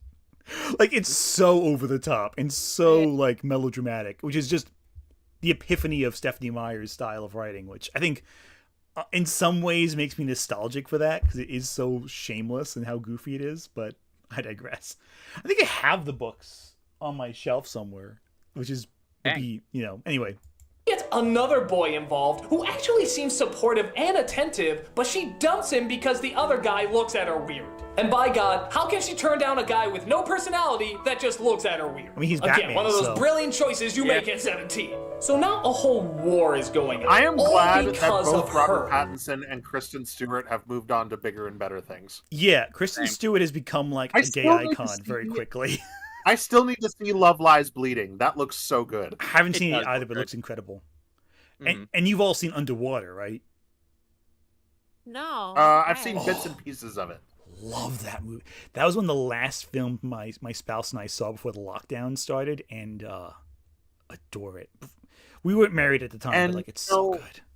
When it comes to Robert Pattinson, like, listen to his performance in The Boy and the Heron, and, like, he's unrecognizable. Oh, he is. Still can't believe that was him. He is such a good voice actor. I mean, even just that aside, The Lighthouse is so good. The Lighthouse. Oh, he was insane in that movie. Again, with Willem Dafoe also. Trying to out-ham Willem Dafoe. Love it. I love how their careers have gotten so much better. With him. What's up? Speaks to his ability as an actor. Oh, 100%. I love how both of their careers have gone in such better directions after Twilight. Like, in part because of Twilight launching them into the stratosphere, but, like, they took that clout and just ran with it in their own directions. I just love that. Mm-hmm. Yeah, fantastic. And everyone is going out of their way to try and protect her, and she's simply like, yeah, that's cool. Oh wait, she does try to say once that she's not worth it, but that only lasts a few seconds. She then realizes that she is worth it, and is totally on board with having muscle boys carry her around everywhere. And just as her boyfriend finally agrees to marry her, imagine a boy being pressured into marriage. You got it she backwards, dicks around Doug. with the other guy. Like, yeah, like Edward was the one trying to nag her into marriage, and she finally agreed. Like, also, again, sorry, wasn't I can't. Oh, sorry, cut you off. I'm sorry. I can't believe you're having me go up to bat for fucking Twilight here. Yeah, wasn't the big criticism that, like, Edward was the one who was pressuring her? Yeah, 'cause he was. She wanted to be a vampire, and he's like, no, if that, like, that's a serious commitment. If we do this, I want you to be, like, serious about it. So that would also include, like, marriage. And she's like, well, exactly. I just want the vampire. I just want to be a vampire. That's all I want. Which, again, fair. If that's what you want, that's cool. But, like, I just find it really funny how, like, there's all this, like, level of, like, I don't know. It just feels to me like he's getting angry at the wrong bits. personally. I don't know. Seems like that seems like the actual thesis of this video is he's getting mad at the wrong bits Consistently, across the board. We're almost done. Again. Oh my god. I mean, oh my god. I have never seen a character more needy and more insecure. She is such a dumbass in distress that it's actually kind of scary. She is a scary character. In another dimension, maybe she could have been a great Shakespeare villain. This really complex, developed psychotic mind. But as the common, everyday, relatable girl You that are we're looking all way too supposed to deep into the identify character with, of Bella Swan. She's just bland. She's a stand-in for. She's an insert for Stephanie Meyer. Yeah. I mean, let's be honest. Self-insert. Bella Swan as a Shakespeare villain, though, would be interesting. But I'm also biased because I love Shakespeare, so my brain goes to like that could be a really cool concept if like a Shakespearean level writer, or someone like that, or even a Catherine Bigelow, even someone like that doing a Twilight movie or Twilight-like movie. Anyway, I have about 15 minutes left that I could stay on here. Let's finish this. Yeah, agreed. She is, and always shall be, the biggest dumbass in distress. I'm the Nostalgia Critic, and pray for these boys, people. Oh, you mean the people who are toxic, the boys who are toxic, and one of them tried to sexually assault her? I will definitely pray for them, Doug. Yep, so that's it for these two. And I think obviously we're going to stop that right there because I don't think we have time. I don't think we have the brain power for another one. This is too much. This is like a test of will. This was how did we watch all this when we were like in high school? Again, we answered that question, I guess. Oh my goodness! It's so pain that God, that was that hurt way more than expected. Yeah, no. I went into the dumbest in distress one, remembering it and knowing it's bad, but goddamn, it was really bad. But hey, at least I got to show off my niche knowledge of Quest for Camelot, so there's that. At least we didn't have to bring back the underage counter. Thank God. Yeah. Oh God. And again, like there's nothing next. We're not going anywhere next. We can't keep this up for another one. You're kidding? Yeah. I have to. We've been doing this for nearly 3 hours. I can't. No. Emotionally, I can't keep it up. I can answer questions and I can comment on my overall feelings. I can't endure another one of those. Okay. That was rough. And here's a question. What was the third video going to be? Honestly, the third video was What was it going to be? It's gonna be Fern Gully, actually. Was it going to be Fern Gully? Yeah. Oh, God. That was going to be the third one. It was going to be Fern Gully. I was strongly considering Fern Gully, but I don't think I have the strength. That would have been the ultimate palate cleanser. That's the one with Lindsay Ellis, right? Yeah. No, is it? I think so. Yeah, it is. It's hello. Okay. It's the one where they came up with big-lipped alligator moment, I think. Yeah, that would be it. I think anyway. Yeah, it is. I remember. Yeah. But yeah, I never want to do this again unless it's the Sailor Moon one because I could bitch for hours about the Sailor Moon Seriously, one. somehow Lily Orchard is more appealing at this point. Look, I don't like Lily Orchard's media analysis at all. I think I have made that perfectly clear in the 2 videos you've dragged me into. Maybe a third one on the way, who knows? Oh, yeah. But I think I've made it pretty clear. But at least there's points I can deconstruct. There's at least, Oh, we got a new member. By the way, if you want to join on the members, you can watch videos early and other special videos if you become a member. Thank you so much, Matthew Reed. It's awesome. Matteo Reed. Mm-hmm. That's awesome. But yeah, I think the lesson I learned from this is that I would say younger me had bad taste, but like I said at the beginning, younger me also watched AVGN, and that still rocks. So, 100%. And it is weird because after watching older AVGN videos so close to this and seeing this, it really it makes a world of difference because you realize how much James really engages with art, how much he engages with the subject of his reviews, and how much he clearly loves what he does and wants to entertain and make people laugh and not necessarily project hatred of women on. Mm-hmm. Plus, I think the other thing is the AVGN, James's videos feel authentic. Mm-hmm. Like they feel like he's authentically reacting to a thing. Like he is he's playing something, he is engaging with the media. His jokes are funny because they are a response to the media in front of him. This feels a lot like Doug just watched a video about the topic and is reacting to it. And like it feels like an echo of I mentioned again. I feel like I'm echoing my own Star Wars video. And I'm saying this because I feel like a lot of media analysis on YouTube is just a response to a response to a response, and it's not actually like an authentic feeling. Like I have no doubt he's frustrated by his what do you call it? By watching Bella Swan and Twilight. A lot of people were frustrated with Twilight. It became like annoying to say they didn't like Twilight, but like. My goodness, that was...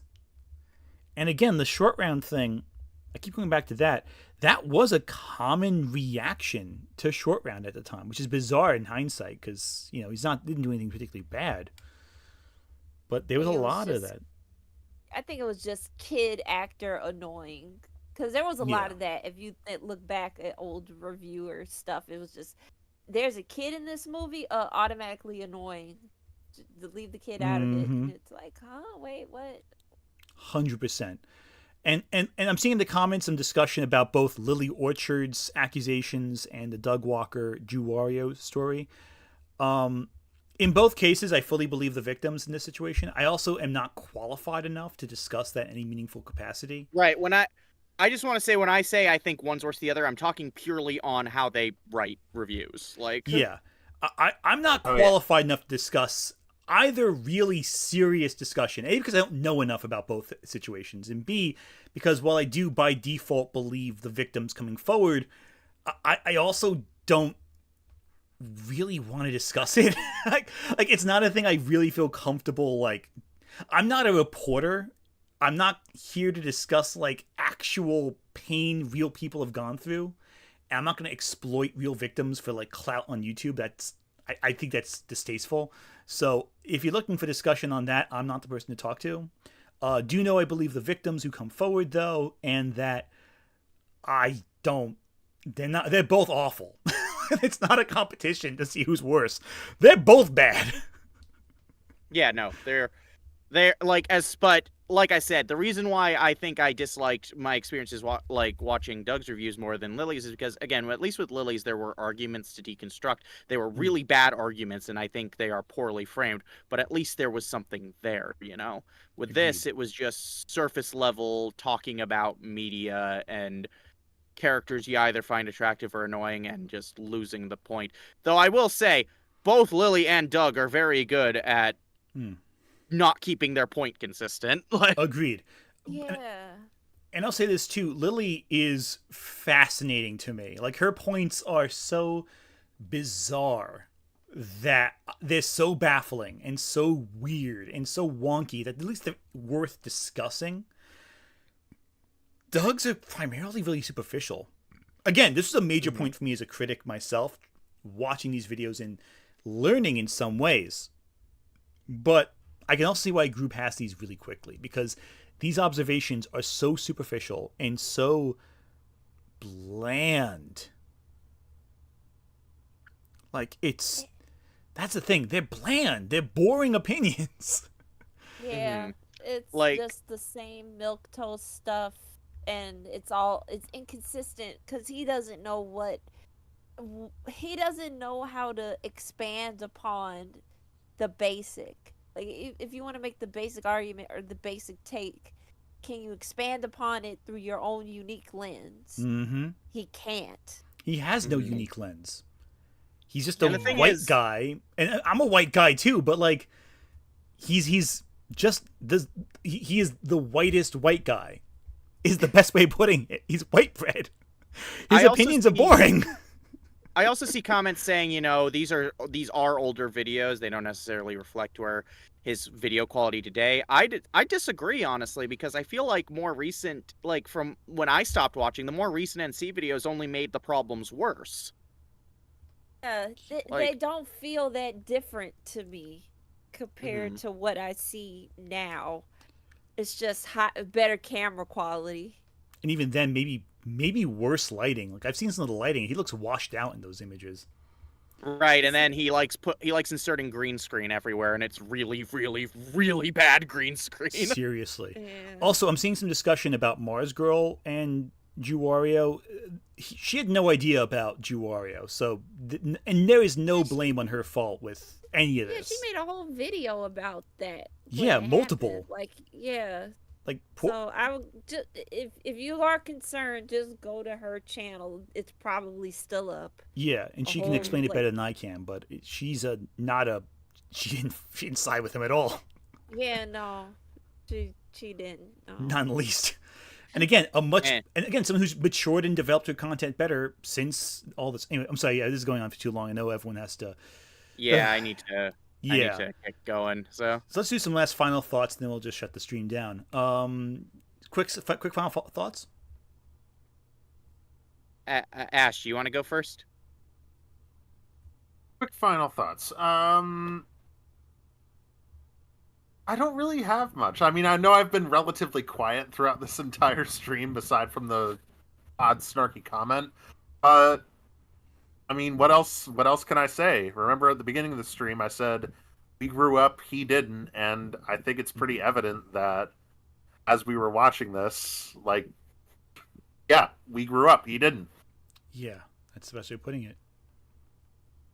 And, like, I know he might use the excuse that, oh, this is just a character, but, like, I don't think it is. This feels sincere, like, yeah.